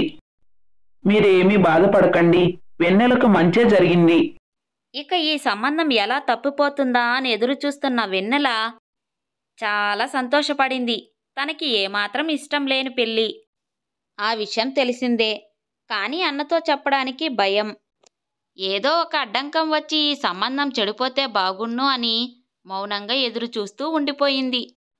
వదినతో తన బాధను చెప్పుకున్నా వదిన నేను ఏ సాయము చెయ్యలేను అని వెన్నెలతో చెప్పేసింది. పైగా ఎప్పుడైనా తనతో మాట్లాడదాము అనుకుంటే వెన్నెలకే సర్ది చెప్పాలని చూస్తుంది. ఇక ఏమీ చెయ్యలేక నిజంగా ఆ సమయమే వస్తే గట్టిగా అన్నయ్యకు నాకు ఈ పెళ్లి ఇష్టం లేదు అని చెప్పాలని నిర్ణయించుకుంది. అటువంటి అవసరం ఏమీ లేకుండా అదంతటికదే ఈ సంబంధం తప్పిపోయింది. వాళ్ళు చెడ్డవాళ్ళని తెలిసింది. ఇక వెన్నెల ఆనందానికి అవధులు లేవు. ఇదే సంతోషంలో వెళ్ళి వదినతో, వదినా, అదృష్టం బాగుండి వాళ్ళు చెడ్డవాళ్ళు కాబట్టి ఈ సంబంధం చెడిపోయింది. నాకైతే మనసుకి ఎంతో సంతోషంగా ఉంది. నీకు తెలుసు కదా నాకు కేశవ అంటే ఇష్టమని. నీకింతకు ముందే చెప్పాను కూడా. మొన్నంటే ఈ సంబంధం వచ్చింది, కుదిరిపోయింది, ఇక మీ అన్నయ్యకి ఏమీ చెప్పలేము అని అన్నావు. కానీ ఇప్పుడు దేవుడు మళ్ళీ ఒక అవకాశం ఇచ్చాడు. ప్లీజ్ వదినా, నా కోసం ఒకసారి అన్నయ్యతో మాట్లాడవా? ఏదో ఒక విధంగా నా మనసులో మాట అన్నయ్యకి చెప్పు. నాకు మాట్లాడాలంటేనే భయం వేస్తుంది. నువ్వు మాత్రమే అన్నయ్యకి ఈ విషయం చెప్పగలవు. నా కోసం ఈ పని చేసి పెట్టు వదినా, ప్లీజ్. తనకి కూడా అలాగే చెయ్యాలని ఉంది. తన తమ్ముడికి వెన్నెలంటే ఇష్టం కదా. వాడు మనసు నొచ్చుకొని వెళ్ళిపోయాడని బాధ మాత్రం ఉనింది వైశాలికి. ఇంతకాలం ఏమీ అనలేకపోయింది. ఇప్పుడు ఎలాగో సంబంధం పక్కకు పోయింది కాబట్టి ఎలాగైనా మళ్ళీ ఒకసారి భర్తను అడగాలని అనుకునింది. అదే 2 రోజుల తర్వాత ధైర్యం చేసి కిట్టయ్యతో విషయం మళ్ళీ చెప్పింది. నువ్వు అడిగేదాకా అవసరం లేదు వైశాలి. నేను కూడా మనసులో ఇదే అనుకున్నాను. కానీ ఏ మొహం పెట్టుకొని అడగను, నువ్వే చెప్పు. కేశవ ఇక్కడికి వచ్చినప్పుడు నువ్వు విషయం చెప్పినప్పుడు నేను ఏం మాట్లాడానో మర్చిపోలేదు. నా కోపం వల్ల తనని ఎంతో బాధ పెట్టి ఉంటాను. ఇప్పుడు తను కూడా వ్యవసాయం వ్యాపారం అంటూ అంతో ఇంతో అభివృద్ధిలోకి వచ్చి స్థితిగతులను మెరుగుపరుచుకున్నాడని ఆ సంగతి నాకు తెలుసు. విషయాలు ఎప్పటికప్పుడు తెలుస్తూనే ఉన్నాయి కదా. ఈ సంబంధం చెడిపోయింది కాబట్టి ఇక నాకు వేరే దిక్కు లేదు కాబట్టి, వాళ్ళు ఆర్థికంగా స్థిరపడ్డారు కాబట్టి నేను ఆ సంబంధాన్ని ఒప్పుకొని అడిగినట్టు ఉంటుంది. ఏ మొహం పెట్టుకొని అడగను, నువ్వే చెప్పు. నువ్వు ఆ రోజే చెప్పినప్పుడు మనిషి మీద నమ్మకంతో ఒప్పుకొని ఉనింటే బాగుండేది. నేను దిద్దుకోలేని తప్పు చేశాను. ఇప్పుడు నేను వెన్నెలని చేసుకోమని అడిగితే పెళ్లిదాకా వచ్చి ఆగిపోయింది కాబట్టి వేరే దిక్కులేక తప్పనిసరి తనకిచ్చి పెళ్లి చేస్తున్నాను అనుకుంటాడు. తనని అవమానించినట్టే భావిస్తాడు కదా. తనను అలా బాధ పెట్టడం న్యాయమేనా? అసలే తను ఇంటికి వచ్చినప్పుడు నేను మాట్లాడిండే మాటలు తనని ఎంతో బాధకు గురిచేసింటాయి. ఆ రోజు నా మనసుకు ఉన్న పరిస్థితి అది. కానీ ఇప్పుడు నాలో మార్పు వచ్చింది. పై మాటలు చూసో స్థితిగతులు చూసో మనుషుల్ని నిర్ణయించుకోకూడదు అని, వారిని అంచనాలు కూడా వేయకూడదు అని బాగా తెలిసి వచ్చింది. వాళ్ళు స్థితిగతులు మార్చుకోకపోయినా నేను ఇదే ఆలోచించేవాడిని. ఎందుకంటే వెన్నెలని తను ఇష్టపడ్డాడు కాబట్టి. కానీ ఇప్పుడు నాకు అవకాశం లేదు. ఖచ్చితంగా ఇప్పుడు కేశవ తనని కాకుండా ఆస్తికి, నా పరువుకి ప్రాధాన్యత ఇస్తున్నానని అనుకుంటాడు. అందుకే నేను ఏమీ మాట్లాడలేక ఉండిపోయాను. లేదంటే నువ్వన్నిటే నాకు కూడా ఇదే ఆలోచన వచ్చింది. వెన్నెలను కూడా తనకిష్టమా కాదని అడుగుదామని అనుకున్నాను. ఎందుకంటే ఇంతకు ముందు కుదిరిన సంబంధంలో తనని ఒక్క మాట కూడా అడగలేదు.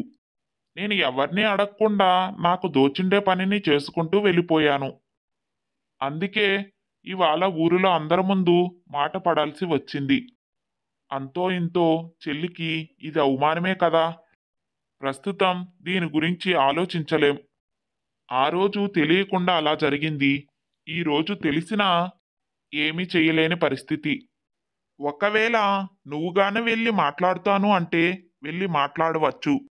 కానీ అప్పుడు కూడా ఇటువంటి భావాలే వస్తాయి కదా. ఇక నిర్ణయం నీదే. నేనైతే మాట్లాడడానికి ధైర్యం చేయలేను వైశాలి. కిట్టయ్య చెప్పిందంతా నిజమే. అవును, ఈ సమయంలో వెళ్ళి అడిగితే సంబంధం చెడిపోయింది కాబట్టి ఇంకెవరూ చేసుకోలేరు అని భయంతో అడిగినట్టు ఉంటుంది. కేశవ అలా అనుకోకపోవచ్చు. కానీ ఇంత జరిగిన తర్వాత, తను అవమానపడి వెళ్ళిన తర్వాత కేశవ మనసులో ఏముందో, ఎటువంటి పరిస్థితిని ఎదుర్కొంటున్నాడో ఎటూ తేల్చుకోలేని పరిస్థితిలో వైశాలి కూడా ఏమీ మాట్లాడక మౌనంగా ఉండిపోయింది.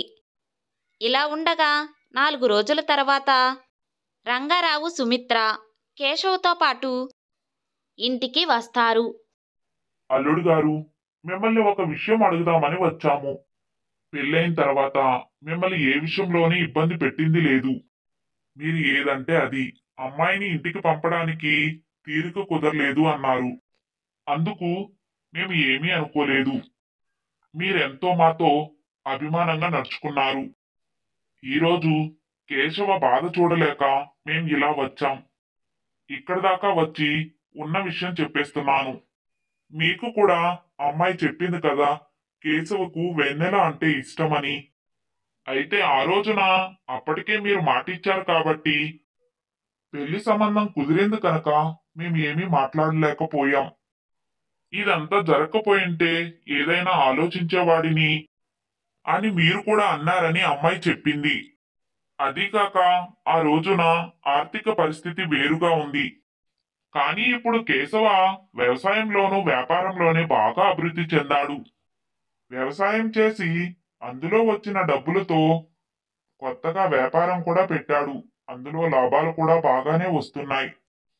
తను దాని మీద చాలా కష్టపడ్డాడు. అదీకాక వాళ్ళు చెడ్డవాళ్ళన్న విషయం తెలిసి ఈ సంబంధం వదులుకున్నారని మాకు తెలిసింది. అందుకే ఇప్పుడైనా కేశవకి వెన్నెల్నిచ్చి పెళ్లి చేస్తారా అని అడగడానికి వచ్చాం.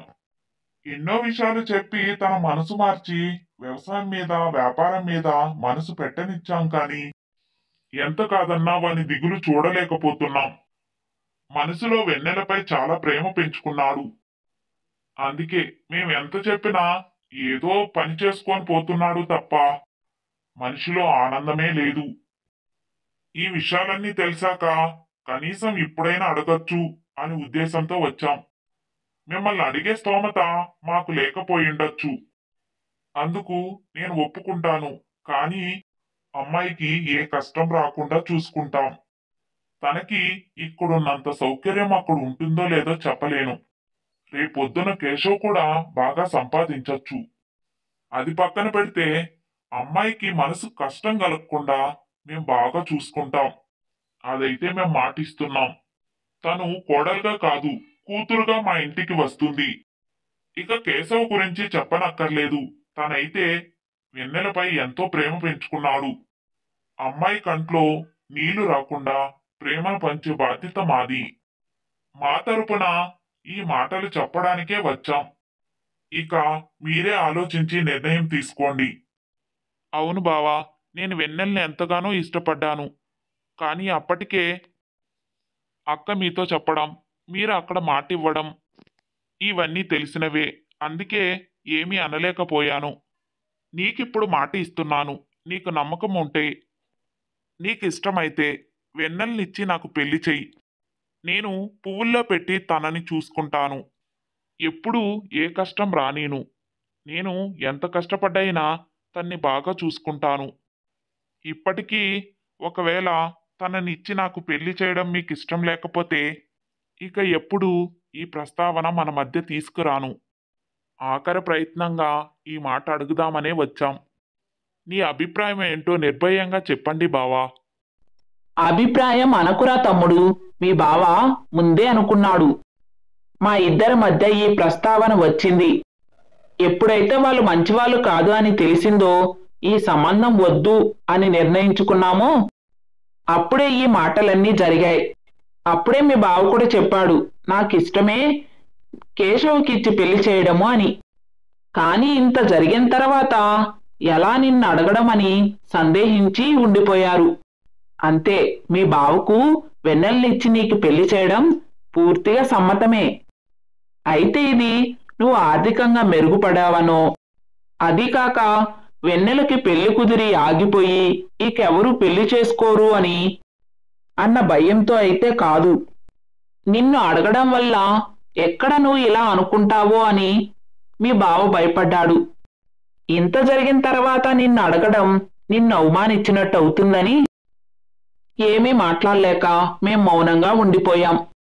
అంతేకాని మా మనసులో కూడా ఇదే ఉంది. నువ్వు ఈ విషయంలో నిర్భయంగా సంతోషంగా ఉండవచ్చు. మీ బావ నిన్ను ఎంతగానో అభిమానిస్తున్నారు. నీకు తెలుసు, ఆ రోజు ఆస్తికో అంతస్తుకో ప్రాధాన్యత ఇచ్చి తన చెల్లెల్ని ఇవ్వను అని అనలేదు. అది కూడా ఒక ఆలోచించవలసిన విషయమే కదా అనుకున్నారు. అంతే, కానీ అదే ముఖ్యమని మీ బావ ఎప్పుడు అనుకోలేదు కేశవ.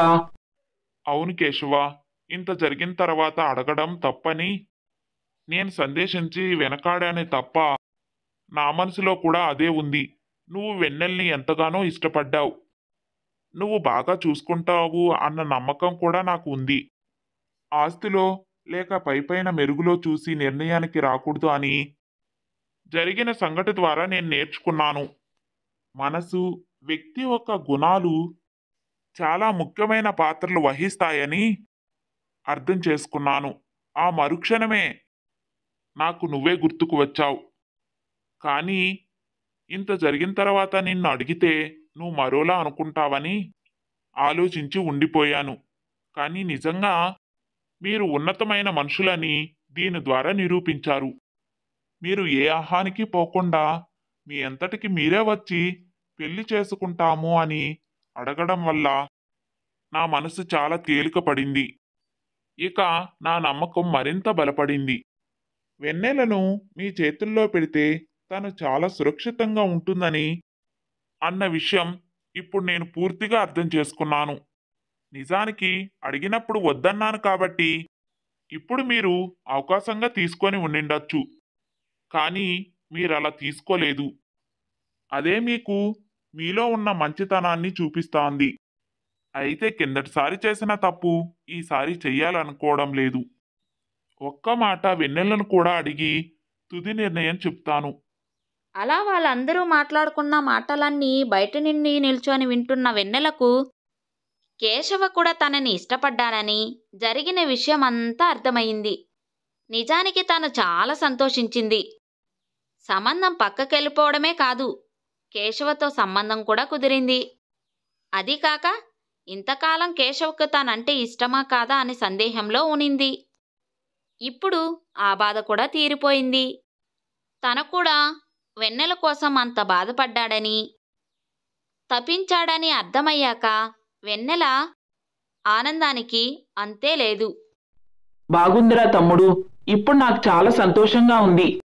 నువ్వు అలా బాధపడుతూ వెళ్ళినప్పటి నుండి నేను కూడా మనిషిగా లేను.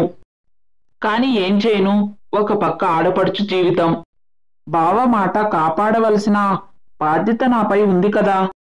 అందుకే ఇటు నీకు న్యాయం చేయలేక అటు వెన్నెలకు కూడా సమాధానపరచలేక నాలో నేనే నలిగిపోయాను. ఇప్పుడు నువ్వు చాలా సంతోషంగా ఉండి ఉంటావు కదా తమ్ముడు? సంతోషంగానే ఉండాలి అనుకున్నానక్క, మీ ఇద్దరు మాటలు విన్న తర్వాత. కానీ ఇప్పుడే గాబరా మొదలైంది. అంతా బానే ఉంది, తనకు కూడా ఇష్టమే అని చెప్పిన బావా వెన్నెల్ని అడుగుతానని చెప్పి వెళ్ళారు. అసలు వెన్నెలకి నేనంటే ఇష్టమో లేదో నాకింతవరకు తెలియదు కదా. ఇక్కడ దాకా వచ్చాక వెన్నెల నాకు ఇష్టం లేదు అని చెప్పిందనుకో, ఇక అంతే సంగతులు. అయ్యో, నీకు అసలు సంగతి చెప్పలేదు కదూ? అయ్యో తమ్ముడు, నువ్వెలాగ వెన్నెల్ని ఇష్టపడ్డావో వెన్నెల కూడా నిన్ను అలాగే ఇష్టపడింది. నువ్వు ఇక్కడ నుండి బావ మాటలు విని బాధపడుతూ వెళ్ళిపోతూనే అప్పుడే నాకు ఈ సంగతి తెలిసింది. నీలాగే వెన్నెల కూడా నా దగ్గర సంగతి బయట పెట్టింది. అప్పటికే మీ బావ మాట ఇవ్వడంతో నేను ఏమీ చేయలేక నేను కూడా ఈ విషయం నీకు చెప్పలేదు. అంతేకాదు, వెన్నెలకు కూడా నువ్వు ఇష్టపడుతున్నావని వెన్నెలకు కూడా తెలీదు ఇప్పటి వరకు. బహుశా ఈ విషయం మీరందరూ మాట్లాడినప్పుడే వినుంటుంది. నేను నువ్వు ఇష్టపడుతున్నావని చెప్పి తన మనసును పాడు చేయలేక తనకేమీ చెప్పకుండా మౌనంగా ఉండిపోయాను. నువ్వేమీ కంగారు పడకు, మీ బావ నవ్వుతూ తిరిగి వస్తారు. తనకు నువ్వంటే చాలా ఇష్టం తమ్ముడు. నిజంగా మీరిద్దరూ అదృష్టవంతులే. ఒకరంటే ఒకరికి ఎంతో ప్రేమ ఉంది, అలాగే గౌరవం కూడా. మీరు ఇలా కలకాలం సంతోషంగా జీవించాలని నేను మనస్ఫూర్తిగా కోరుకుంటున్నాను. ఇటు ఆడపడుచు కోరిక, ఇటు తమ్ముడు కోరిక రెండూ తీరుతున్నందుకు నాకు చాలా సంతోషంగా ఉందిరా తమ్ముడు. ఎంత మంచి మాట చెప్పావక్క. నిజంగానే మనసులో ఎంతో తేలిగ్గా ఉంది. వెన్నెలకు ఇష్టముందా లేదా అని కొంచెం భయంగా ఉండేది. వాళ్ళ అన్నయ్య ఎవరిని చెప్తే వాళ్ళని పెళ్లి చేసుకుంటుంది అని. కానీ నువ్వు చెప్పిన తర్వాత నాకెంతో ఉత్సాహంగా ఉంది, సంతోషంగా హాయిగా ఉందక్క. తనకెక్కడ పెళ్లి జరిగిపోతుందో అని ఎంత బెంగపడ్డానో తెలుసా? ఏదో అమ్మా నాన్న కృంగిపోతారని వ్యాపారం వ్యవసాయం అని తిరిగాను, కానీ మనిషిని మనిషిలా లేను. మా ప్రేమే మమ్మల్ని గెలిపించింది. ఇవాళ ఈ సంతోషానికి కారణమయ్యింది. మా మధ్యలో నువ్వు బాగా నలిగిపోయావు కదక్క. పోనీలే, ఇకపై ఎవరికీ ఎటువంటి బాధ లేదు. అంతా సంతోషమే. అనుకున్నట్టుగానే కిట్టయ్య నవ్వుతూ బయటికి వచ్చాడు. తెలిసిందేగా, అన్నతో బయట పడకపోయినా నువ్వెలా చెప్తే అలా అని చెప్పింది. కానీ మనసులో చాలా సంతోషపడింది. తను అనుకున్నట్టుగా తను ఇష్టపడిన వ్యక్తిని పెళ్లి చేసుకుంటున్నందుకు వెన్నెలకు మనసంతా ఆనందంతో నిండిపోయింది. ఇలా వాళ్ళిద్దరి ప్రేమ ఫలించింది. ఇక ఆడపడుచుకి తమ్ముడికి కూడా కోరుకున్న జీవితం లభించడంతో వైశాలి కూడా ఎంతో సంతోషపడింది. జరిగిన సంఘటనల వల్ల కిట్టయ్య తన కోపాన్ని కొంచెం తగ్గించుకొని ఆలోచించుకొని నిర్ణయాలు తీసుకోవాలని నిర్ణయించుకున్నాడు. వాళ్ళ స్థితిగతులు మరింత మెరుగుపడడంతో వెన్నెలకు ఆర్థిక కష్టాలు కూడా ఏమాత్రం లేవు. ఇక వారి కుటుంబం ఎంతో సంతోషంగా జీవించింది. అదండి కథ. ఈ విధంగా మన కథ కంచుకు చేరింది. మరి ఈ కథ మీకెలా అనిపించింది? నచ్చింది కదూ? అయితే వెంటనే లైక్ చేసేయండి. మీ అభిప్రాయాన్ని కామెంట్ చేయండి. అలాగే మరెన్నో మంచి మంచి కథల కోసం మన ఛానల్ని సబ్స్క్రైబర్ చేసుకోండి. మరొక మంచి కథతో మళ్ళీ కలుద్దాం. సీతాపురం అనే ఒక ఊరిలో రమేష్ అనే వ్యక్తి నెత్తిమీద ఒక మూట పెట్టుకొని కిరాణా కొట్లో ధాన్యాన్ని అమ్మడానికి వెళ్తాడు. ఓ రమేషు, ఇంత పెద్ద మూట నీ నెత్తిన పెట్టుకొని వెళ్తే నీ మెడ వంకరైపోదో? జరగరానిదేదైనా జరిగితే ఇక్కడ దగ్గరలో హాస్పిటల్ కూడా లేదు. మరి ఏం చేయమంటావు ప్రసాద్ గారు? పనికి మనుషులు పెట్టే స్తోమత నాకు లేదు. అందుకే నా పని నేనే చేసుకుంటున్నాను. అయితే మనిషిని పెట్టే పని లేకుండా ఒక గాడిదను కొనుక్కో. అప్పుడు నీ మూట్లన్నీ అదే మోస్తుంది. ఏమిటి, గాడిదనా? అవును, గాడిదే. మన ఊర్లో గడ్డికి కరువే లేదు. కాబట్టి ఒక గాడిదను కొనుక్కొని రోజు దానికి గడ్డి పెట్టు. అది రోజు నీకు పని చేసి పెడుతుంది. ప్రసాద్ గారు చెప్పేది నిజమే అనిపిస్తుంది. అప్పుడు నా పని సులభంగా అయిపోతుంది. మంచి సలహానే ఇచ్చారు ప్రసాద్ గారు. అప్పు చేసైనా సరే ఒక గాడిదను కొంటాను. నేనెప్పుడు అందరికీ మంచి సలహాలే ఇస్తాను. అహ్హహ్హ. ప్రసాద్ ఇచ్చిన సలహా మేరకు రమేష్ గాడిదను కొనడానికి సంతకు వెళతాడు. నేను ఈరోజు మంచి హుషారున్న మంచి యవ్వనంలో ఉన్న గాడిదనే కొంటాను. అప్పుడది నా పనులని ఫాస్ట్గా చేస్తుంది. గాడిద అమ్ముతాం బాబు, గాడిద అమ్ముతాం. మంచి గాడిద అమ్ముతాం బాబు, గాడిదలు అమ్ముతాం. ఏ బాబు, నాకు మంచి గాడిద కావాలి, ఎంతకిస్తావు? అయ్యా, నా దగ్గర అన్ని మంచి గాడిదలే ఉన్నాయి. నేను చెడు గాడిద అమ్మను. ఇంకా రోగమున్న గాడిదలను కూడా అమ్మను. మంచి బలమైన మంచి దట్టమైన గాడిదల్ని అమ్ముతాను. సరే సరే, నాకు ఈ గాడిద కావాలి. ఈ గాడిద రేటు కాస్త ఎక్కువ బాబు, కావాలంటే ఈ గాడిద తీసుకోండి. ఇదేంటి, నేను అడిగిండే గాడిదకి రేటు ఎక్కువ అంటున్నాడు? బహుశా నేనే తొందరపడ్డానేమో. వీడైతే నా జోబి ఖాళీ చెయ్యాలనుకోవడం లేదు కదా. ఏం ఆలోచిస్తున్నారు బాబు? ఈ 2 గాడిదల్లో ఏదో ఒకటి కొనండి, 3000కే ఇచ్చేస్తాను. నాకు నేను అడిగిండే గాడిదే కావాలి. మీరు చెప్పిండే గాడిదని నేను కొనను. అయ్య బాబు, నేను చెప్పిండేది అర్థం చేసుకోండి. ఆ గాడిద రేటు చాలా ఎక్కువ. ఈ రెండిట్లో ఏదో ఒక గాడిద తీసుకోండి, మీకు చాలా బాగా పనిచేసి పెడుతుంది. లేదు లేదు, నాకు ఆ గాడిదే కావాలి. అవన్నీ వద్దు. నాకు ఈ గాడిద 2000కి ఇచ్చేయి, అంతే. ఆ గాడిద ఆ రేటుకి రాదండి. ఎందుకు రాదండి? ఎందుకంటే అది మామూలు గాడిద కాదు. మరి ఎగిరే గాడిదనా? కాదు, అది మనుషుల్లా మాట్లాడే గాడిద. ఏంది, ఈ గాడిద మాట్లాడుతుందా? అవును, నేను మాట్లాడతాను. నా పేరు సోమరాజు. నన్నందరూ ముద్దుగా సోగ్గాడని పిలుస్తారు. చాలా ఆశ్చర్యంగా ఉంది. గాడిద నిజంగానే మాట్లాడుతుంది. చాలా విచిత్రంగా ఉంది. ఇందులో విచిత్రమేముంది సారు? రామచిలక మాట్లాడితే ఆశ్చర్యపోరు, ఒక గాడిద మాట్లాడితే ఆశ్చర్యమా? ఇదెక్కడ న్యాయం? అంటే అది చిలక, దానికి గొంతుంది. నువ్వు గాడిదవి. గాడిద మాట్లాడడం నేను మొదటిసారి చూస్తున్నా. ఇప్పుడు చూస్తున్నారు కదా. అయినా మాట్లాడే గాడిదుంటే మీకు మంచిది కదా. నీకు ఏం కావాలో నాకు తెలుస్తుంది, నాకేం కావాలో నీకు తెలుస్తుంది. గాడిద అంటే ఏదో వెర్రి జంతువు అనుకున్నాను కానీ నీకు చాలా తెలివితేటలున్నాయి. ఇంకా ఏం ఆలోచిస్తున్నారు సారు? నేను చెప్పింది నిజమే కదా. నాలాగా మాట్లాడే గాడిదుంటే మీకు చాలా బెనిఫిటే కదా. ఈ గాడిద చెప్పేది నిజమే. మాట్లాడే గాడిదుంటే మనకే బెనిఫిట్. మన మాట వింటుంది. టైంకి ఏం కావాలో మనకు చెప్తుంది. అప్పుడు నాకు అర్థం చేసుకోవడానికి ఏ ఇబ్బంది ఉండదు. ఇంకా ఏం ఆలోచిస్తున్నారు సారు? నన్ను కొంటారా వదులుకుంటారా? ఏ బాబు, ఇది ఫైనల్ రేట్ ఎంతో చెప్పండి, కొనేస్తాను. ఈ గాడిద 5000. అంతకంటే ఒక్క రూపాయి కూడా తగ్గించను. నువ్వు అడిగినంత ఇవ్వడం కుదరదు గాని నీ మాట కాదు, నా మాట కాదు. మధ్యలో 4000 ఉంది కదా, అది ఖాయం చేసుకో. సరే, తీసుకోండి. ఇంకెప్పుడైనా మీకు అవసరం ఉంటే నా దగ్గర వచ్చి కొనండి. మంచి మంచి గాడిదలను అమ్ముతాం. అలా జరగాలి అంటే ఈ గాడిద నాకు మంచి మంచి పనులన్నీ చేసి పెట్టాలి. అప్పుడు ఒకటి కాదు, 4-5 గాడిదలను ఒకేసారి కొంటా. అయ్యా, అప్పుడు ఒక ఆడగాడిదను కొనండి. అప్పుడు నాకు అది తోడుగా ఉంటుంది. వారిని, నీ కోరికలు బాగానే ఉన్నాయి కదా. సరే పద, ఇంటికి వెళ్దాం. అలా రమేషు గాడిదను కొనుక్కొని ఇంటికి వెళ్తుంటే దారిలో ఏంటి రమేషు, గాడిదని వెంట పెట్టుకొని ఎక్కడికి వెళ్తున్నావు? నేను కొనుక్కున్న కొత్త గాడిద. దీని పేరు సోమరాజు. దీని ముద్దుగా సోగ్గాడని కూడా పిలుస్తారు. పేరు భలే ఉంది, సోమరాజు సోగ్గాడు. అంతేకాదు, ఈ గాడిద మనలాగా మాట్లాడుతుంది కూడా. ఏంటి, ఈ గాడిద మాట్లాడుతుందా? అహ్హహ్హ.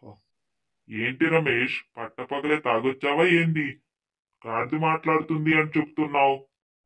నేను కూడా మొదట్లో నమ్మలేదు. దాని తర్వాత దీని గొంతు విన్నాక ఆశ్చర్యపోయాను. మంచిది మంచిది. సోమరాజు, నీ అందమైన స్వరాన్ని అతనికి వినిపించు. ఇదేనా మీ సోమరాజు గొంతు? బాగుంది. ఒరే సోమరాజు, నా పరువు తీయకరా, మాట్లాడు. ఇందాక బాగానే మాట్లాడావు కదా, మళ్ళీ ఇప్పుడు ఏమైంది? ఓ రమేశు, నోరు లేని జీవికి మాట్లాడమంటే ఎలా మాట్లాడుతుంది? కొంచెం బుర్ర పెట్టి ఆలోచించు. లేదు లేదు, ఇది మాట్లాడుతుంది. దీని గొంతు విన్నాకనే ఎక్కువ డబ్బులు ఇచ్చి కొన్నాను. ఆ అమ్మేవాడు నీకు మోసం చేశాడు. గాడిద ఎక్కడైనా మాట్లాడుతుందా? నువ్వు వాడి చేతుల్లో బాగా మోసపోయావు. వాడి నీకు పంగనామాలే పెట్టాడు. నువ్వు చెప్పేది చూస్తుంటే నాకు అలానే అనిపిస్తుంది. అక్కడున్నప్పుడు బాగానే మాట్లాడింది. మరి వచ్చే దారిలో ఒక్క ముక్క కూడా మాట్లాడలేదు. మళ్ళీ ఇప్పుడు కూడా మాట్లాడలేదు. ఇందులో ఏదో కుట్ర కనిపిస్తుంది. నేను కూడా అదే కదా చెప్తుంది. అయితే వెంటనే వెళ్ళి వాణ్ణి ఉతికి ఆరేస్తా. వెంటనే నా డబ్బులు వెనక్కి తీసుకుంటా. అలా అని రమేష్ తిరిగి గాడిదతో వెళ్తుండగా, ఓ సారు, అక్కడికెళ్ళి గొడవ పడ్డం వేస్ట్. నాకు నిజంగానే మాటలు వస్తాయి. వారిని మళ్ళీ మాట్లాడుతున్నావు. ఇందాక ఆయన ముందు మాట్లాడమంటే అస్సలు మాట్లాడలేదు. ఒరిజినల్ గాడిదలాగా ఇహి ఇహి అన్నావు. ఇప్పుడైతే మళ్ళీ మాట్లాడుతున్నావు. ఏందయ్యా నీ ప్లాను? ఓ సారు, ఎవరు ముందు పడితే వాళ్ళ ముందు మాట్లాడితే నన్ను దయ్యంగాడిది అనుకుంటారు. అందుకే మాట్లాడలేదు. వారిని నీ తెలివి తగలయ్యా, అలా ఎందుకు అనుకుంటారు? నా దగ్గర మాట్లాడే గాడుతుందని అనుకుంటారు. నాకు గుర్తింపు కూడా వస్తుంది. అప్పుడు నా వ్యాపారం కూడా బాగా సాగుతుంది. మీ వ్యాపారం గురించి ఏమీ దిగులు పడకండి. నాకు ఒక్కసారి చూపిస్తే మళ్ళీ నేనే చేసుకుంటాను. కానీ నేను మాట్లాడుతున్నానని తెలిస్తే చాలా ప్రమాదం. కానీ ఈరోజు తెలియకపోయినా రేపైనా తెలుస్తుంది కదా. అప్పుడు తెలిస్తే అప్పుడు చూసుకున్నాం. కానీ ఇప్పుడు మాత్రం ఎవరికూ చెప్పకండి. చాలా రహస్యంగా ఉంచాలి. ఏమిటో అంతా తికమకగా ఉంది. నా కళ్ళు తిరుగుతున్నాయి. నా కళ్ళు కూడా తిరుగుతున్నాయి. ఏమైనా తినడానికి ఇవ్వండి సారు. నీ చుట్టుపక్కల గడ్డే గడ్డుంది. వెళ్ళి మెక్కు. చిచ్చి, నేను గడ్డి తినడం ఏంది? నేను ఆరోగ్యానికి చాలా జాగ్రత్తలు తీసుకుంటాను సారు. నాకు తినడానికి కూరగాయలు ఆకుకూరలు కావాలి. చీపుగా గడ్డి తినే అలవాటు లేదు.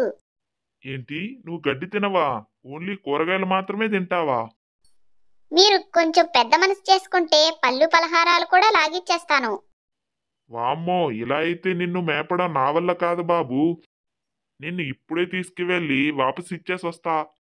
సారు, మా సారు ఒక్కసారి కొంటే మళ్ళీ వాపస్ తీసుకోడు. No return policy. నన్ను మీరే మేపాలి, వేరే దారి లేదు. చచ్చాన్రా బాబోయ్. ఇలా గాడిద మాటలకు రమేష్ తల పట్టుకొని ఉంటాడు. సోమరాజు, రే సోమరాజు, లేరా? పండ్లేమి చేయవా ఏమిటి? అలా సోమరాజు ఎంత లేపడానికి ప్రయత్నించినా సోమరిపోతూ సోమరాజు మాత్రం లెగడు. ఒరే సోమరాజు! సార్ నమస్తే సార్. Good morning sir. మధ్యాహ్నం 1 గంట అవుతుంటే గుడ్ మార్నింగ్ అంటావు ఏంటి సోమరాజు? మధ్యాహ్నం 1 గంట అవుతుందా? మరి మార్నింగ్ టిఫిన్ చేసి పడుకున్నావు. ఇప్పుడు దాకా పడుకుంటూనే ఉన్నావు. ఇంకాసేపు అయితే లంచ్ టైం అంటావు.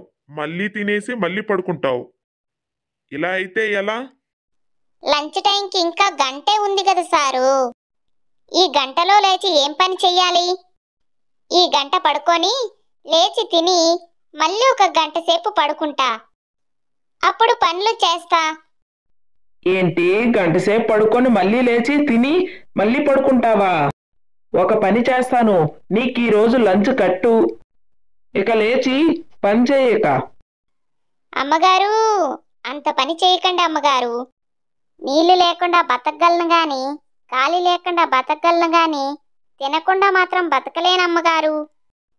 ఇప్పుడే లేచి గంటలో బాగా పనిచేసి తర్వాత తింటాను, ఓకేనా? అలా అన్నావు బాగుంది, కానీ నా ముందు మాత్రం సోమరిపోతనం చూపిస్తే నీకు మళ్ళీ తిండి ఉండదు. వారిని ఈ గాడిద వీక్నెస్ నాకంటే ముందు నా భార్య పసికట్టింది. గాడిదని ఎక్కడ నొక్కాలో అక్కడ బాగా నొక్కింది. నేనే పెద్ద వెర్రివాన్ని అనుకుంటా. నాకు ఎలా హ్యాండిల్ చేయాలో నాకు రాదు. ఏం చేద్దాం? సారు, త్వరగా చెప్పండి సారు, పనేంటో. మళ్ళీ గంట అయితే లంచ్ టైం అయిపోతుంది సారు. చెప్పండి చెప్పండి, త్వరగా చెప్పండి. ఇవాళ మనం మిర్చి పంట వేయబోతున్నాం. ధాన్యం కోసం మార్కెట్కి వెళ్ళాలి. ఇంకా పొలం దున్నడానికి ఎద్దులు కూడా తీసుకురావాలి. పొలం దున్నాక వాటర్ వదలడానికి మోటార్ వాడితో మాట్లాడాలి. ఇంకా చాలా పని ఉంది సోమరాజు. సారు, ధాన్యం కోసం మీరు మార్కెట్కి వెళ్ళండి. దున్నడానికి ఎద్దుల కోసం నేను వెళ్తాను. అలా మనం చెరువు పని పంచుకుంటే పని చాలా ఫాస్ట్గా జరుగుతుంది. చాలా మంచి మాటే చెప్పావు సోమరాజు. నేను మార్కెట్కి వెళ్ళి వస్తాను. నువ్వు వెళ్ళి ఎద్దుల్ని మాట్లాడేసిరా. అలాగే సారు, అలాగే. అలా రమేషు ధాన్యం కొనడానికి మార్కెట్కి వెళ్తాడు. సోమరాజేమో ఎద్దులు మాట్లాడడానికి వెళ్తాడు. సారు, పొలం దున్నడానికి మంచి బలమైన ఎద్దులు కావాలి. గాడిదొచ్చి ఎద్దులను అడుగుతుంది. తర్వాత ఆశ్చర్యపోదు కానీ ముందు బలమైన ఎద్దుల్ని చూపించు. ఓ గాడిదా, నా పేరు గాడిద కాదు, సోమరాజు. నన్ను షార్ట్కట్లో సోగ్గాడు కూడా అని పిలుస్తారు. అదే నా దగ్గర ఉన్నవన్నీ బలమైన ఎద్దులే. ఇవి ఎంత బలమైనవంటే మీ భూమి ఎంత గట్టిగా ఉన్నా అలా దున్ని పడేస్తుంది. మంచిది మంచిది. ఇంతకీ ఈ ఎద్దులు ఎవరి కోసం తీసుకెళ్తున్నావు? మా సారు రమేష్ గారి కోసం. ఓ రమేష్ గారికా? ఈసారి ఏ పంట వేయబోతున్నాడో ఏమిటో. మిరపకాయ పంట బాగా పండినాక నీకిస్తాను, నువ్వు తిను. అలా సోమరాజు తనతో పాటు 2 ఎద్దుల్ని తీసుకొని వెళ్తాడు. అమ్మగారు, ఓ సీత అమ్మగారు, త్వరగా బయటికి రండి అమ్మగారు. ఓ సోమరాజు, నువ్వా? చెప్పు, ఏంది? ఎందుకంత గట్టిగా పిలుస్తున్నావు? మళ్ళీ ఏం గుర్తుకొచ్చింది? అమ్మగారు, పని చేస్తే ఆ భోజనం పెడతానని చెప్పారు కదండి. చూడండి, నా పని నేను చేశాను. 2 ఎద్దుల్ని తీసుకొని వచ్చాను. ఇప్పుడు టైము 2 అవుతుంది, అంటే నా లంచ్ టైము. దయచేసి త్వరగా కూరగాయలు ఆకుకూరలు అన్నీ తెచ్చిపెట్టండి. హాయిగా తిని ప్రశాంతంగా రెస్ట్ తీసుకుంటాను. నువ్వు పనికి తక్కువ, రెస్ట్ తీసుకోవడానికి ఎక్కువ అన్నట్టుంది. సర్లే, తెచ్చి పెడతానులే, కానీ తిన్నాక రెస్ట్ తీసుకోకు. మీ సార్ వచ్చినాక చాలా పనులు ఉంటాయి, సరేనా? సరే అమ్మగారు, సరే. మీరు ఎలా చెప్తే అలా. అలా సోమరాజు కూరగాయలు ఆకుకూరలు బాగా మెక్కేస్తాడు. సోమరాజు తినే తీరు చూసి ఎద్దులు ఇలా అనుకుంటాయి. ఓ సోదరా, ఈ గాడిద చాలా అదృష్టవంతుడు. చేసే చిన్న పనికి కూడా తినడానికి ఇంత దొరుకుతుంది. అవును సోదరా, మనం పొద్దున్నుండి సాయంత్రం వరకు నాగలిని లాగి ఎంత కష్టపడినా మనకు గడ్డే దొరుకుతుంది తప్ప కూరగాయలు మాత్రం దొరకనే దొరకవు. ఆహా, కడుపు బాగా నిండిపోయింది. మా సారు ఇంకా సంత నుండి రానేలేదు. ఆయన వచ్చేదాకా కాసేపు రెస్ట్ తీసుకుంటాను. అలా సోమరాజు లంచ్ చేసిన తర్వాత హాయిగా నిద్రపోతాడు. ఈ గాడిద పనే బాగుంది. బాగా తినడం, హాయిగా నిద్రపోవడం. మనకు కూడా అలాంటి అదృష్టం ఉంటే ఎంత బాగుండు. వీడొకడు సందు దొరికిందంటే చాలు రెస్ట్ తీసుకోవడానికి ఫస్ట్ ఉంటాడు. సోమరాజు, సోమరాజు, పడుకుంది చాలు, లెగురా. చెప్పండి సారు. నమస్తే సారు, గుడ్ మార్నింగ్ సారు. ఏందయ్యా చెప్పేది? మధ్యాహ్నం కూడా గుడ్ మార్నింగ్ అని చెప్తావు. ఎద్దులు తెచ్చావు, తర్వాత తిన్నావు, పడుకున్నావు. తర్వాత పని చెయ్యాలని తెలీదా? అంటే మీకోసమే ఎదురు చూస్తున్నా సారు. మీరు వస్తే పని మొదలు పెడతామని. ఆ గ్యాప్లో కొంచెం టైం దొరికింది కాబట్టి కొంచెం నిద్రపోయాను అంతే. మనం పొలం దున్నడానికి ఒక నాగలి కావాలి. మన ఇంటి వెనకాల ఒక నాగలి ఉంది, తీసుకొనిరా. అలాగే సారు, ఓకే సారు, ఇప్పుడే తీసుకొని వస్తాను. అలా సోమరాజు నాగలి తీసుకురావడానికి వెళ్తాడు. ఇక్కడ రమేషు ఎద్దులని పొలంలో దించుతాడు. అమ్మో, ఈ నాగల్ని చూస్తుంటే చాలా బరువుగా ఉన్నట్టుంది. ఈ నాగల్ని ఎలా మోసుకెళ్లాలో ఏమిటో. ఈ నాగల్ని ఎలాగో అలాగా తీసుకెళ్ళకపోతే తప్పదు. అలా సోమరాజు ఎంతో కష్టపడి భుజం మీద నాగలి పెట్టుకొని మోసుకొని వెళ్తాడు. సారు, మీరు చెప్పిన నాగల్ని తీసుకొని వచ్చాను. ఇప్పుడు హాయిగా పొలం దున్నండి. ఓరి వెర్రిగాడిదా, పొలం దున్నడం అంటే చాలా ఈజీ అనుకుంటున్నాడు. ఒక్కసారి పొలంలోకి దిగి నాగలు గట్టిగా లాగితే అప్పుడు తెలుస్తుంది ఆ కష్టం ఏమిటో. అలా కాసేపటి తర్వాత రమేష్ పొలం దున్నడం మొదలు పెడతాడు. హై హై హై ట్ర్. మా సారు చాలానే కష్టపడుతున్నాడు. ఇలాంటి కష్టాలన్నీ మనుషులకే కాని మాలాంటి జంతువులకు ఉండవు. సరేలే, ఎవరి కష్టం వాళ్ళది. అలా పొలం దున్నుతుండగా రమేష్ కాలు బెనికి కింద పడతాడు. అయ్య బాబోయ్! దానితో అతని కాలికి దెబ్బ తాకుతుంది. నా కాలు ఇరిగిపోయిందిరా నాయనా. ఆ, ఏంది ఏంది? సారేదో అరుస్తున్నట్టున్నాడు. ఏం జరిగిందేమో వెళ్ళి చూస్తాను. అయ్య బాబోయ్, నా కాలు బెనికిపోయిందిరా నాయనా. ఇప్పుడు పొలం ఎట్లా దున్నాలిరా నాయనా? అయ్యయ్యో, మా సారు కాలు బెనికిపోయిందా? ఎంత ఘోరం జరిగిపోయింది. ఇప్పుడు పొలం ఎలా దున్నుతారు? పంట ఎలా పండిస్తారు? కాలు బెనికిన రమేషు పొలం దున్నలేకపోవడంతో ఇక పొలం దున్నడం ఆపేస్తాడు. ఇంట్లోకొచ్చి బెడ్ మీద కూర్చుంటాడు. ఏమండి, అలా కాలు ఎలా బెనికిందండి? కాస్త జాగ్రత్తగా చూసుకోవచ్చు కదా. అది కాదు సీత, నేను పొలం బాగానే దున్నుతున్నాను. పొలంలో ఏదో చిన్న గుంత ఉండడం వల్ల అలా నా కాలు దానిలో పడి నా కాలు బెనికిపోయింది. ఏంటో మీరు అన్ని తికమక పనులే చేస్తుంటారు. ఇప్పుడు పొలం దున్నకపోతే పంట ఎలా చేతికి వస్తుంది? అలా పంట చేతికి రాకపోతే డబ్బులు ఎలా వస్తాయి? ఏం చేయను సీత, నేనేం కావాలని చేయలేదు కదా. కానీ పొలం దున్నకపోవడం వల్ల నాకు చాలా బాధగా ఉంది. కానీ ఇప్పుడు కాలు బెనికిపోయింది కదా. అయ్యయ్యో, సారు పొలం దున్నకపోతే సార్కి డబ్బులు రావు. సార్కి డబ్బులు రాకపోతే నేనెక్కడ ఉండను. దేవుడా, నన్ను ఇక్కడి నుండి పంపించకుండా ఉండేలా ఏదో ఒక దారి చూపించు దేవుడా. లేదంటే నన్ను ఇక్కడి నుండి ఎలాగైనా పంపించేస్తారు. ఏమండి, నాకు తెలిసి మీరు 2 వారాల వరకు పని చేయలేరు. అప్పటి వరకు మన ఇల్లు గడవాలంటే చాలా కష్టం. మీరు ఒక పని చేయండి, ఆ గాడిదను అమ్మేయండి. ఆ వచ్చిన డబ్బులతో మనం హాయిగా నెలైనా గడపవచ్చు. వద్దు సీత, నేను ఆ పని చెయ్యలేను. సోమరాజు చాలా మంచివాడు. కావాలంటే ఈ నెల గడవడానికి జమీందారు దగ్గర అప్పు చేస్తాను. తర్వాత మన పంట చేతికి వచ్చినాక ఆ అప్పు తీర్చేస్తాను. సరే అండి, మీ ఇష్టం.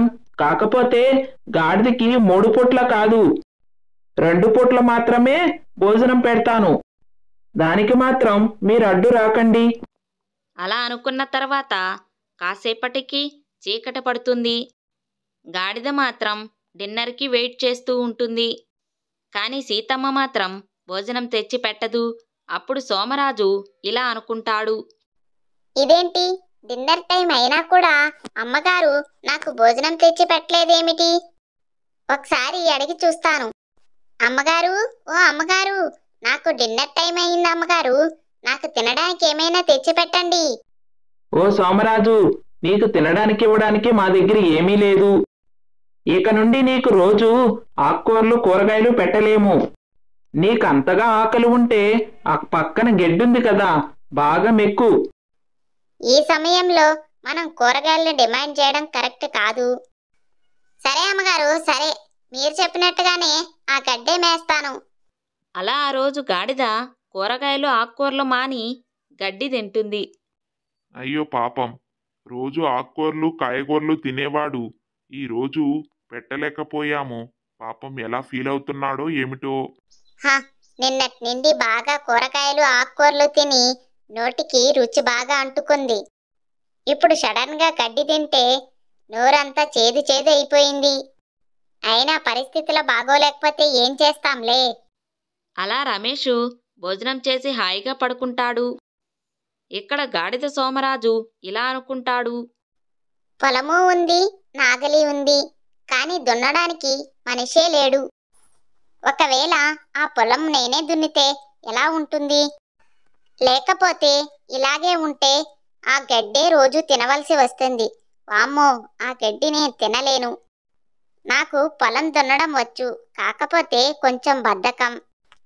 ఎలాగైనా రేపు పొలం దున్నాలి. అలా అనుకోని సోమరాజు సూర్యోదయానికే లేచి పొలం దున్నడం మొదలు పెడతాడు. అది చూసిన సీతమ్మ ఇలా ఆశ్చర్యపోతుంది. అమ్మ బాబోయ్, నేను చూస్తుంది కలనా నిజమా? ఆ, ఏమైంది? సీతమ్మ ఎందుకలా గట్టిగా అరిచింది? అసలు ఏమై ఉంటుంది? నేను బయటికి వెళ్ళి చూస్తాను. సోమరాజు పొలం దున్నుతున్నాడు, అది కూడా తెల్లవారుజాము నుండే. ఇది వినడానికే కాదు, చూడ్డానికి కూడా చాలా ఆశ్చర్యంగా ఉంది. నమ్మలేకపోతున్నాను. సోమరాజు, నువ్వేందయ్యా పొలం దున్నుతున్నావు? నీకు అసలు పొలం దున్నడం వచ్చా? సారు, ఆ గురించి మీకు పూర్తిగా తెలియదు కదా సారు. నేను మాట్లాడే గాడిదనే కాదు, బాగా పనిచేసే గాడిదను కూడా. కాకపోతే కొంచెం బద్ధకం అంతే. ఇప్పుడు గనక నేను పొలం దున్నకపోతే మీరు నాకు రోజు కూరగాయల బదులు గడ్డే పెడతారు. నాకది తినడం ఇష్టం లేకే నేనే లేచి పని చేస్తున్నాను. వారిని, నీ బాధ నా కాలు గురించి కాదు, నీ తిండి గురించి అన్నమాట. సర్లే, ఏదైతేనేం, నువ్వైతే పని చేస్తున్నావు కదా. ఇక పొలంలో విత్తనాలు నాటడం అయితే చాలా ఈజీ. నువ్వైనా సీతమ్మ అయినా ఎవరైనా నాటేయచ్చు. సారు, నేను పొలం దున్నాను కాబట్టి నాకు ఈ రోజైనా కూరగాయలు పెట్టండి, తిని సంతోషిస్తాను. నన్ను క్షమించు సోమరాజు, నీ గురించి నేను తప్పుగా అనుకున్నాను. నువ్వు చాలా మంచివాడివే. ఇప్పటి నుండి నీకు గడ్డి కాదు, 3 పూట్ల కూరగాయలే పెడతాను. థ్యాంక్స్ అమ్మగారు, ఈ మాట చెప్పి పుణ్యం కట్టుకున్నారు. పొద్దున్నండి పొలం దున్ని దున్ని అలసిపోయాను. కాస్త కూరగాయలు తెచ్చి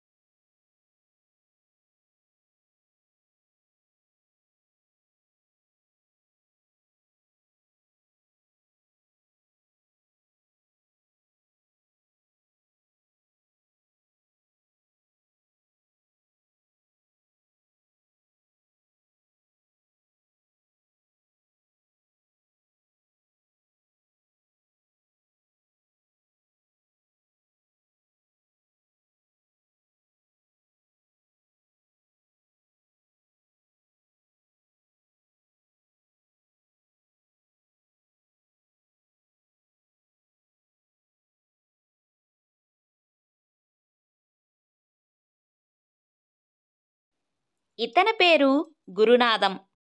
గురునాథం ఎంతో సంతోషంగా కనిపిస్తున్నాడు. ఆ సంతోషం తెలియాలి అంటే కథలోకి వెళ్ళవలసిందే. గురునాథం ఒక ప్రభుత్వ ఉద్యోగి. ఇదే ఇతడి ఇల్లు. ఇతని ఇంటి పక్కనే గురునాథం సహ ఉద్యోగి అయిన రామనాథం ఉంటున్నాడు. వీళ్ళిద్దరూ ఏళ్ల తరబడి కలిసి పనిచేస్తున్నారు. పక్క పక్కనే ఇల్లు కూడా కట్టుకున్నారు. రామనాథం ఎంతో మంచి వ్యక్తి. అయితే గురునాథం స్వార్థపరుడు. ఎప్పుడూ రామనాథన్ని చూసి ఈర్ష్యపడేవాడు. రామనాథం మంచితనానికి అందరూ తను ఏ సహాయం అడిగినా చేసి పెట్టేవారు. ఇది గురునాథం ఏమాత్రం జీర్ణించుకోలేకపోయేవాడు. ఎలాగైనా రామనాథాన్ని దెబ్బతీయాలన్నదే గురునాథానికి ఆలోచన. పైకి మాత్రం బాగానే ఉంటూ లోపల మాత్రం రామనాథాన్ని ఎలా దెబ్బతీయాలా అనే ఆలోచనలో ఉండేవాడు. ఇలా ఉండగా ఒకరోజు గురునాథం హడావిడిగా బయలుదేరుతూ ఉంటాడు. అది చూసి గురునాథం భార్య, ఏంటండి, ఎక్కడికి అంత హడావిడిగా బయలుదేరుతున్నారు? రామనాథం గారి ఇంటికేనా? అని అడిగింది. అవును కనకం, నీకెలా తెలుసు? అన్నాడు గురునాథం. మీకు మన ఇంట్లో విషయాల కంటే వాళ్ళింట్లో విషయాలే కదా శ్రద్ధ ఎక్కువ. మీరు అంత హడావిడిగా బయలుదేరుతుంటే అక్కడ విషయం ఏదో జరిగిందేమో అని అనుమానం వచ్చింది. అందుకని అడిగాలేండి. అందుకు గురునాథం, అవును కనకం, ఇప్పుడే రామనాథం మాట్లాడుతుంటే వినిపించింది. ఏదో పెళ్లి కొడుకు సంబంధం అన్నిటూ మాట్లాడుతున్నాడు. ఏం జరిగిందో ఏమిటో వెళ్ళి కనుక్కుంటే కాని నాకు మనశ్శాంతి లేదు. అని అన్నాడు గురునాథం. అలాగా, తొందరగా వెళ్ళి కనుక్కోరండి. అనింది గురునాథం భార్య. గురునాథం గబగబా రామనాథ్ దగ్గరికి వెళ్ళి, ఏమిటి రామనాథం, ఏదో సంబంధం పెళ్లి కొడుకు అని మాటలు వినిపించాయి. విషయం కనుక్కున్నామని వచ్చాను అని అన్నాడు. అప్పుడు రామనాథం, ఏమీ లేదు. నా స్నేహితుడు పరందామయ్య అని పక్క ఊరిలోనే పెద్ద జమీందారి. అతను ఇందాకే నాకు ఫోన్ చేశాడు. చిన్నతనంలో మేమిద్దరం కలిసిమెలిసి ఉండేవాళ్ళం. అప్పట్లో సరదాగా మనం వియ్యకులం అవుదాము అన్న మాట అది గుర్తు చేస్తూ వాళ్ళ అబ్బాయి మా అమ్మాయిని చూసుకోవడానికి వస్తున్నాడు అని చెప్తున్నాడు. ఓహో అలాగా, అబ్బాయి ఏం చేస్తాడు ఏమిటి? అన్నాడు గురునాథం. అబ్బాయి చదువుకున్నాడట. ఏదో పెద్ద ఉద్యోగమే చేస్తున్నాడు. ఉద్యోగానికి సంబంధించి ఏదో పని ఉండి 2 రోజులు ఇక్కడ ఉండడానికి వస్తున్నాడట. పనిలో పని అమ్మాయిని కూడా చూపించి ముహూర్తాలు పెట్టుకోమని పరందామయ్యుడు చెప్తున్నాడు. అన్నాడు రామనాథం. చాలా సంతోషం రామనాథం. నీకు ఎక్కువ పని లేకుండా కూతురికి సంబంధం కూడా కుదిరిపోతుంది అన్నాడు గురునాథం మనసులో రగిలిపోతూ. ఇక గురునాథం ఇంటికి బయలుదేరుతూ, నాకు ఉన్నారు స్నేహితులు. ఎవ్వరూ ఇటువంటి పరిస్థితిలో ఉన్నవాళ్లే కాదు. మరి రామనాథానికేమో ఎంత గొప్ప స్నేహితుడు. ఏ శ్రమ లేకుండా చక్కగా ఇంటికి సంబంధం వచ్చి వాలింది. నేను జరగనిస్తానా అనుకుంటూ ఇంటికి వెళతాడు గురునాథం. 2 రోజుల తర్వాత పెళ్ళికొడుకు వస్తాడు. అందరూ కూర్చొని మాట్లాడుకుంటూ ఉంటారు. గురునాథం సెలవు పెట్టి మరీ రామనాథం ఇంట్లో పెళ్లిచూపులకి హాజరవుతాడు. కాసేపటికి గురునాథం రామనాథన్ని పక్కకి పిలిచి, ఇదిగో అమ్మాయి నచ్చిందా అని అప్పుడే అడక్కు, తొందరపడకు. ఈ కాలం పిల్లలు కొంచెం మొగమాట పడతారు. ఎలాగో అబ్బాయి 2 రోజులు ఉంటాడు కాబట్టి నెమ్మదిగా మాట్లాడుకొని నిర్ణయించుకోవచ్చు. ఇంకో విషయం, అబ్బాయిని 2 రోజులు మా ఇంట్లోనే ఉండని. ఇంకా పెళ్లి కాకుండా మీ ఇంట్లో ఉంచుకుంటే ఊర్లో వాళ్ళు నానా మాటలు అనుకోవచ్చు. అదీ కాక అబ్బాయి ఎలాంటి వాడో ఎలాంటి అలవాట్లు ఉన్నాయో నేను దగ్గరుండి గమనిస్తాను. నువ్వు చాలా మంచివాడివి కాబట్టి నీకు కొన్ని విషయాలు తెలీదు. నేనైతే గమనించి నీకు చెప్తాను. కొంచెం లౌక్యం కూడా ఉండాలి రామనాథం అంటూ చాలా మంచి కోరుకునేవాడిలాగా చెప్తాడు గురునాథం. గురునాథం చెప్పిన మాటలు రామనాథానికి మంచిగానే అనిపిస్తాయి. సరే, మీ ఇంట్లోనే ఉంటాడులే, కానీ ఆహారం మాత్రం మా ఇంట్లో నుండే పంపిస్తాం. లేదంటే పద్ధతిగా ఉండదు కదా అంటాడు రామనాథం. గురునాథం రామనాథం తనని గుడ్డిగా నమ్మినందుకు మనసులో ఎంతో సంతోషపడతాడు. ఇక పెళ్ళికొడుకుని ఇంటికి తీసుకొని వెళ్ళి తన గురించి లేనిపోని గొప్పలు చెప్పడం మొదలు పెడతాడు. అలాగే భార్యను కూడా పక్కకి పిలిచి, ఇదిగో ఏవో రామనాథానికి మాయమాటలు చెప్పి అబ్బాయిని ఇక్కడ ఉంచాను. వాళ్ళు భోజనాలు అన్నీ అతడికి పంపిస్తానని చెప్పారు. అప్పుడు నువ్వు ఏం చేస్తావంటే అందులో ఉప్పు కారాలు ఎక్కువ కలిపేసి అవే పంపించేస్తున్నట్టుగా పెట్టు. మన అమ్మాయి గురించి 4 మంచి మాటలు చెప్పి ఆ అబ్బాయి మనసు మార్చాలి. వాళ్ళ నాన్న పెద్ద జమీందారట. మనం ఎట్టి పరిస్థితుల్లోనూ చెయ్యి దాటనివ్వకూడదు. అని అంటాడు భార్యతో. భార్య గురునాథం చెప్పినట్టే చేస్తుంది. అవి తిన్న తర్వాత పెళ్ళికొడుకు అబ్బా, ఏంటి ఇంత ఉప్పు కారాలు? అని ఈసడించుకుంటాడు. వెంటనే గురునాథం భార్య వచ్చి, అలాగా, ఏమీ అనుకోకు బాబు. మా రామనాథన్నయ్య భార్యకి వాళ్ళ కూతురికి సరిగ్గా వంట రాదు. నేను చేసిన వంట పెడతాన్లే అంటుంది. ఈలోగా గురునాథం అక్కడికి వచ్చి తన కూతుర్ని పిలిచి, మా అమ్మాయి లావణ్య చాలా తెలివైన పిల్ల. చక్కగా వంట కూడా చేస్తుంది. బీటెక్ చదువుతుంది బాబూ. రేపో మాపో దీనికి కూడా పెళ్లి చెయ్యాలి. మంచి సంబంధం కోసం చూస్తున్నాం. నాకు బోల్డంత పొలం ఉంది. ఒక్కగానొక్క కూతురు. బోలెడంత ఆస్తి కూడా ఉంది. అవన్నీ దాన్ని చేసుకోబోయేవాడికే. నీకేదైనా మంచి సంబంధం తెలిస్తే నాకు చెప్పు అని అంటాడు ఎంతో తెలివిగా. అలా ఆ భార్యాభర్తలు ఎంతో తెలివిగా మాయ మాటలతో వచ్చిన అబ్బాయి మనసు మార్చేశారు. ఇక ఆ అబ్బాయి బయలుదేరుతూ ఉండగా రామనాథం ఆ అబ్బాయిని ముహూర్తాలు ఎప్పుడు పెట్టుకున్నాం బాబూ? అని అడుగుతాడు. అందుకు ఆ అబ్బాయి, నన్ను క్షమించండి. నేను మీ అమ్మాయిని ప్రియను పెళ్లి చేసుకోలేను. నాకు గురునాథం గారి వాళ్ళ అమ్మాయి లావణ్య బాగా నచ్చింది. తననే పెళ్లి చేసుకోవాలి అనుకుంటున్నాను. మీరు మరోలా అనుకోవద్దు. అని అంటాడు. మీరు తొందరపడి మా నాన్నగారికి ఫోన్ చేసి విషయం చెప్తారేమో. దయచేసి ఆ పని మాత్రం చెయ్యకండి. తన స్నేహితుడు కూతుర్ని కాకుండా మరెవరినో ఇష్టపడి పెళ్లి చేసుకుంటున్నాను అంటే నాన్నగారికి కోపం రావచ్చు. ఆయనకేదో నేనే సర్ది చెప్పుకుంటాను. మీరు మాత్రం ఈ విషయంలో కలగజేసుకోకండి అని చెప్తాడు ఆ అబ్బాయి. ఆ మాటలు విని రామనాథం కంగు తింటాడు. రామనాథం అనుకుంటాడు దీనికి గురునాథం ఎట్టి పరిస్థితిలోనూ ఒప్పుకోడని.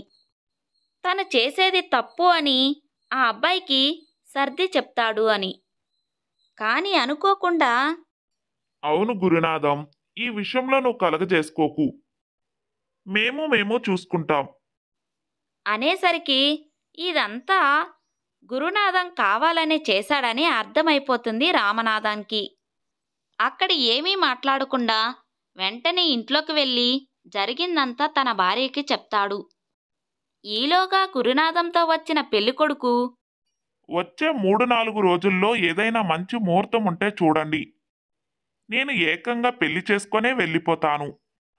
అలా పెళ్లి చేసుకొని వెళితేనే మా నాన్నగారికి ఏదో విధంగా సమాధానం చెప్పుకోవచ్చు.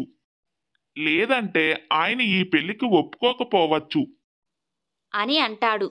అందుకు గురునాథం చాలా సంతోషంగా, అనుకున్న పని ఇంత తొందరగా అయిపోతుంటే నాకేం బాధ. అని మనసులో అనుకొని తప్పకుండా చూస్తాను బాబూ అని అంటాడు. ఇంతకీ మన గురునాథం ఇంత సంతోషంగా ఉండడానికి కారణం ఇది. అయితే తొందరపాట్లో గురునాథం ఒక్క విషయం మర్చిపోతున్నాడు. పక్క వాళ్ళకి ఏదైనా అన్యాయం చెయ్యాలని చూస్తే అది మనకే జరుగుతుందని. అది మర్చిపోయి గురునాథం ఎంతో సంతోషపడుతున్నాడు. అనుకున్న పనులు సంతోషంగా జరుగుతున్నందుకు గురునాథం వెంటనే పెళ్లి పనులు మొదలుపెట్టాడు. అయితే రామనాథం తన భార్య ఎంతో బాధపడుతున్నారు. రామనాథం భార్య ఇలా అంటుంది, గురునాథం ఇలా చేస్తాడని నేను ఎప్పుడూ అనుకోలేదు. ఎంతకాలం నుండి మనం కలిసిమెలిసి ఉంటున్నాము. ఏ రోజైనా వాళ్ళ చెడు కోరుకున్నామా? మన కూతురు కోసం వచ్చిన సంబంధాన్ని వాళ్ళ కూతురు కోసం సంబంధం కుదిరించుకున్నాడు. ఇది ఏమైనా న్యాయంగా ఉందా చెప్పండి? అంటూ బాధపడుతూ ఉంటుంది రామనాథం భార్య. అందుకు రామనాథం, ఏం చేస్తాం జానకి, విధి ఎలా జరగాలని రాసిపెట్టుంటే అలా జరుగుతుంది. మనకి ఈ సంబంధం కుదిరే యోగం లేదు. అయితే మాత్రం మన అమ్మాయికి ఏం తక్కువని? నువ్వు బాధపడి తనను భయపెట్టకు. ఇంతకంటే మంచి సంబంధం మన అమ్మాయికి కుదురుతుందని అనుకున్నాం. అయినా మన అమ్మాయిని చూడ్డానికి వచ్చి వాళ్ళ అమ్మాయి సంబంధం కుదిరించుకున్నా అటువంటి అబ్బాయి మనకు అవసరమా చెప్పు? అది కాక ఆ అబ్బాయి నిజంగానే లావణ్యాన్ని ఇష్టపడి ఉంటే తప్పేముంది? ఈ రోజుల్లో ఎవరి ఇష్టాలను బట్టి వాళ్ళు ప్రవర్తిస్తున్నారు.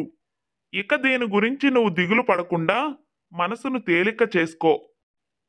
లావణ్య మన కూతురు లాంటిదేగా. మనం కూడా తన పెళ్లికి సహాయం చేద్దాం. భగవంతుడి తోడు మనకెప్పుడూ ఉంటుంది అని భార్యకి సర్ది చెప్తాడు రామనాథం. ఇలా వాళ్ళిద్దరూ మాట్లాడుకుంటూ ఉండగా ఫోన్ వస్తుంది. రామనాథం భార్య ఫోన్ తీసి అక్కడ మాట్లాడుతున్నది పరందామయ్య గారని తెలుసుకొని భర్తకు ఇస్తుంది. రామనాథం పరందామయ్యతో ఏం మాట్లాడాలో అర్థం కాక ఆలోచిస్తూ ఉంటాడు. ఇంతలో పరందామయ్య, నన్ను క్షమించు రామనాథం. మా అబ్బాయికి నేను ఎంత చెప్పినా వినిపించుకోలేదు అని చెప్తూ ఉంటాడు. అయితే విషయం పరందామయ్యకి తెలిసిందన్నమాట అని మనసులో అనుకుంటూ రామనాథం మాట్లాడకుండా వింటూ ఉంటాడు. పరందామయ్య, మా అబ్బాయికి పని మీద ధ్యాసే తప్ప సొంత విషయాల్లో ధ్యాస తక్కువ రామనాథం. నేను ఎంతగానో నచ్చజెప్పాను. కానీ అర్జెంటు పని ఉందని తను తప్ప ఇంకెవ్వరూ చెయ్యలేరని చెప్పి ఊరు వెళ్ళాడు. నీకీ సంగతి చెప్దామంటే 2 రోజుల నుండి ఫోన్ పనిచేయడం లేదు. పాపం నువ్వు వాడు వస్తాడని ఎదురు చూస్తూ ఉండింటావు కదా. అనేసరికి రామనాథం ఒక్కసారిగా కంగు తింటాడు. అయితే ఎక్కడో ఏదో పొరపాటు జరిగిందని రామనాథానికి అర్థమవుతుంది. పరందామయ్యకు మాత్రం ఏమీ చెప్పకుండా, మరేం పర్వాలేదు పరందామయ్యా, ఇంత చిన్న విషయానికి అంతలా బాధపడుతున్నావెందుకు? పని అంటే ముఖ్యం అనుకునేవాడు మంచివాడే అవుతాడు. మీ అబ్బాయికి కుదిరినప్పుడే పంపించు, మరేం పర్వాలేదు అని చెప్పి ఫోన్ పెట్టేస్తాడు. ఇప్పుడు భార్య జానకితో జరిగిన విషయం అంతా చెప్పి గురునాథం దగ్గరికి వెళ్ళి విషయం చెప్పాలి అంటాడు. అందుకు జానకి, ఏం చెప్తారు? ఏం చెప్పనక్కర్లేదు. మన అమ్మాయికి అంత అన్యాయం చేయాలనుకున్న వాళ్ళకి మాత్రం మీరు జాలి చూపిస్తున్నారా? అంటుంది జానకి. గురునాథం మనకి ఏం చెయ్యాలనుకున్నా చివరికి మంచే చేశాడు జానకి. ఆ వచ్చినవాడు ఎవరో ఏమిటో, లావణ్య అయినా మన అమ్మాయి లాంటిదే కదా. తన జీవితం నాశనం అయిపోతుంటే చూస్తూ ఊరుకోమంటావా? ఇది జాలి కాదు, కనీస మానవత్వం. కళ్ళు ఎదురుగుండా ఇంత జరుగుతుంటే ఏమీ మాట్లాడకుండా ఎలా ఉంటాం చెప్పు? నీకిందాకే చెప్పాను, ఇదంతా మనసులో ఏం పెట్టుకోవద్దు అని. ఇప్పుడే రుజువైపోయింది చూసావా? గురునాథం చివరికి మనకు వచ్చిన ప్రమాదాన్ని తన నెత్తిన వేసుకున్నాడు. మన చేతనైంది మనం చేద్దాం, ఆపై దేవుడు దయ అంటూ రామనాథం గబగబా గురునాథం ఇంటికి వెళ్తాడు. గురునాథంతో జరిగింది మొత్తం చెప్తాడు. అందుకు గురునాథం, అబ్బో, కొత్త కథ అల్లావా? మీ ఇంటికి వచ్చినవాడు మా అబ్బాయిని ఇష్టపడుతున్నాడని బాధ కలిగి చివరికి ఆ అబ్బాయి పరందామయ్య కొడుకే కాదని అబద్ధాలు మొదలుపెట్టావు.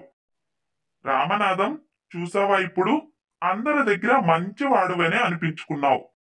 తీరా అసలు విషయానికి వచ్చేసరికి నీ మంచితనం ఏదో రుజువైపోయింది.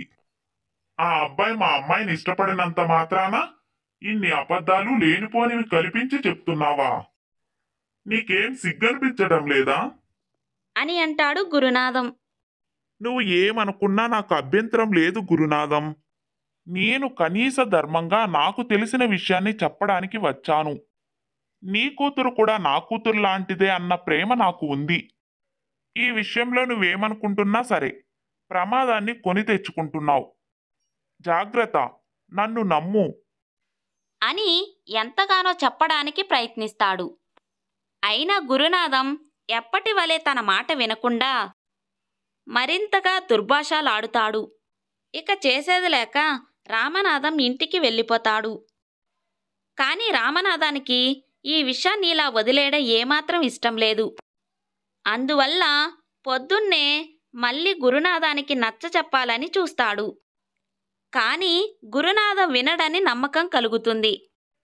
అయితే ఇలా కాదు, సరాసరి పోలీస్ స్టేషన్కి వెళ్ళి అతను ఫోటో చూపించి ఎవరో ఏమిటో కనిపెట్టి మరీ చెబితేనే సరిగ్గా ఉంటుంది అని అనిపిస్తుంది రామనాథానికి. వెంటనే పోలీస్ స్టేషన్కి వెళ్ళి పెళ్లి కొడుకునంటూ వచ్చిన వ్యక్తి ఫోటో చూపిస్తాడు. అప్పుడు పోలీస్ ఆఫీసర్ సూర్య, అరే ఇతనా? ఇప్పటికే ఇతనిపై 4-5 కేసులు ఉన్నాయండి. ఇతను ఎక్కడెక్కడ విషయాలు కనుక్కొని అవసరాలకు తగ్గట్ట వేషాలు మార్చి తిరిగి దొంగతనాలు చేస్తూ ఉంటాడు. రామనాథం గారు, ఇతని గురించి మేము ఎప్పటి నుండో వెతుకుతున్నాం.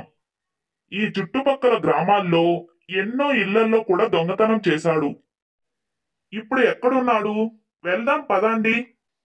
అని పోలీస్ ఆఫీసర్ సూర్య రామనాథన్ని తీసుకొని గురునాథం ఇంటికి వెళ్తాడు.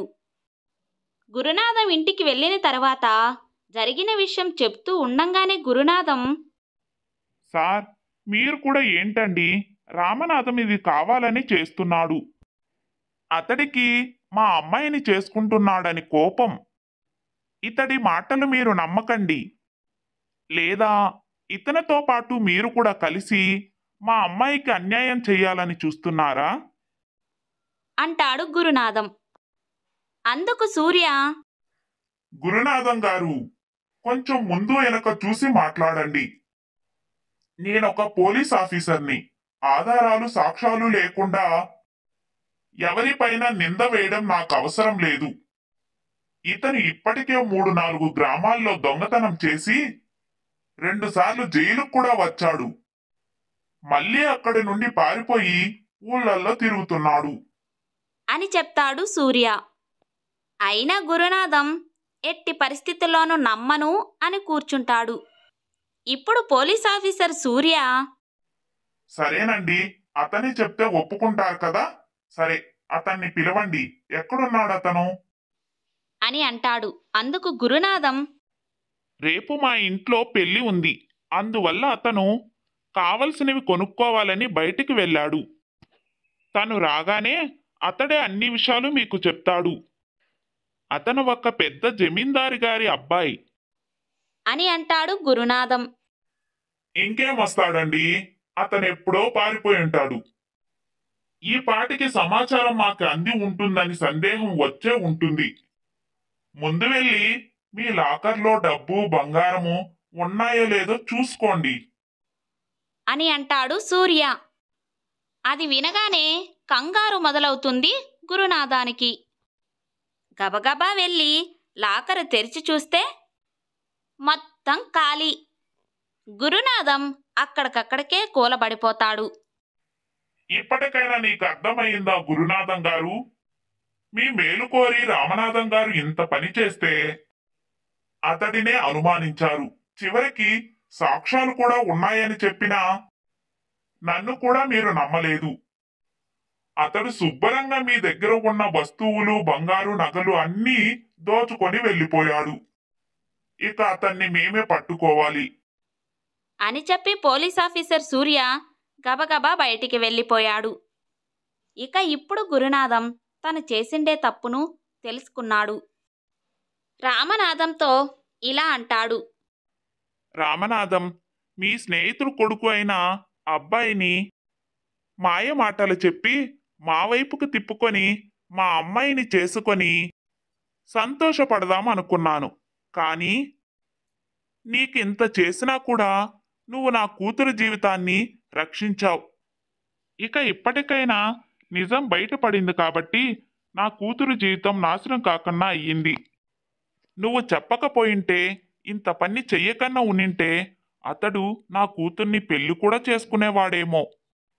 నా కూతురు జీవితాంతం నరకం అనుభవించాల్సి వచ్చేది. నిజంగానే నువ్వు చాలా గొప్పవాడివి రామనాథం.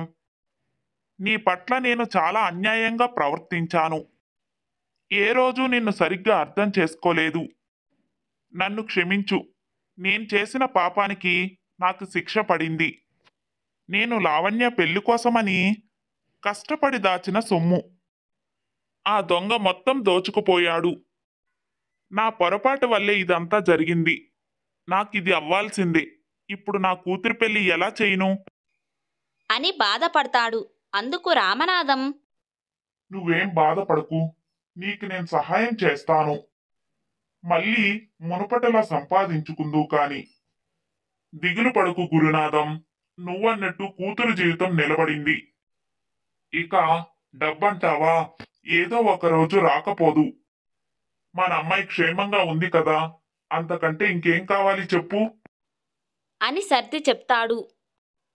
ఊరు పెద్దలందరూ గురునాథాన్ని మందలించి, అందుకే చెడపకురా చెడేవు అంటారు. నువ్వు రామనాథాన్ని నాశనం కోరుకుంటే చివరకు అది నీకే నష్టం తీసుకువచ్చింది. ఇకనైనా బుద్ధిగా మసురుకో గురునాథం అని చెప్తారు. ఇక పోలీసులు దొంగని ఎలా వేటాడాలా అని ఆలోచిస్తూ ఉంటే ఆ దొంగ పారిపోతూ మనసులో ఇలా అనుకుంటాడు. అమ్మయ్యా, పోలీసులు వచ్చే ముందే నేను మొత్తం తీసుకొని పారిపోగలిగాను. ఇదంతా నా అదృష్టం. నేను గాన పక్క నుండి పరందామయ్య గారు వాళ్ళ అబ్బాయి మాట్లాడుకున్న మాటలు వినకపోయింటే నాకింత మంచి జరిగేదే కాదు. ఏదేమైనా నువ్వు పెట్టి పుట్టావురా నువ్వు అని అనుకుంటాడు మనసులో. అయినా ఆ దొంగ ఏదో ఒక రోజు దొరక్కపోడు, ఇంతకు ఇంత జీవితంలో అనుభవించకపోడు. చేసిన పాపం ఊరికే పోతుందా? ఈ విధంగా గురునాథం రామనాథానికి చెడు చెయ్యాలనుకున్నా చివరికి తన నెత్తినే వేసుకొని నష్టపోయాడు. తను అంత అపకారం చేసినా రామనాథం తనకి మాత్రం ఉపకారమే చేశాడు. కాబట్టి మన మంచితనమే ఎప్పటికైనా మనకి రక్షగా ఉంటుంది అన్నది రుజువయ్యింది. కథ మీకు నచ్చినట్లయితే లైక్, షేర్, సబ్స్క్రైబర్ చేసుకోండి. మరొక మంచి వీడియోతో మళ్ళీ కలుద్దాం.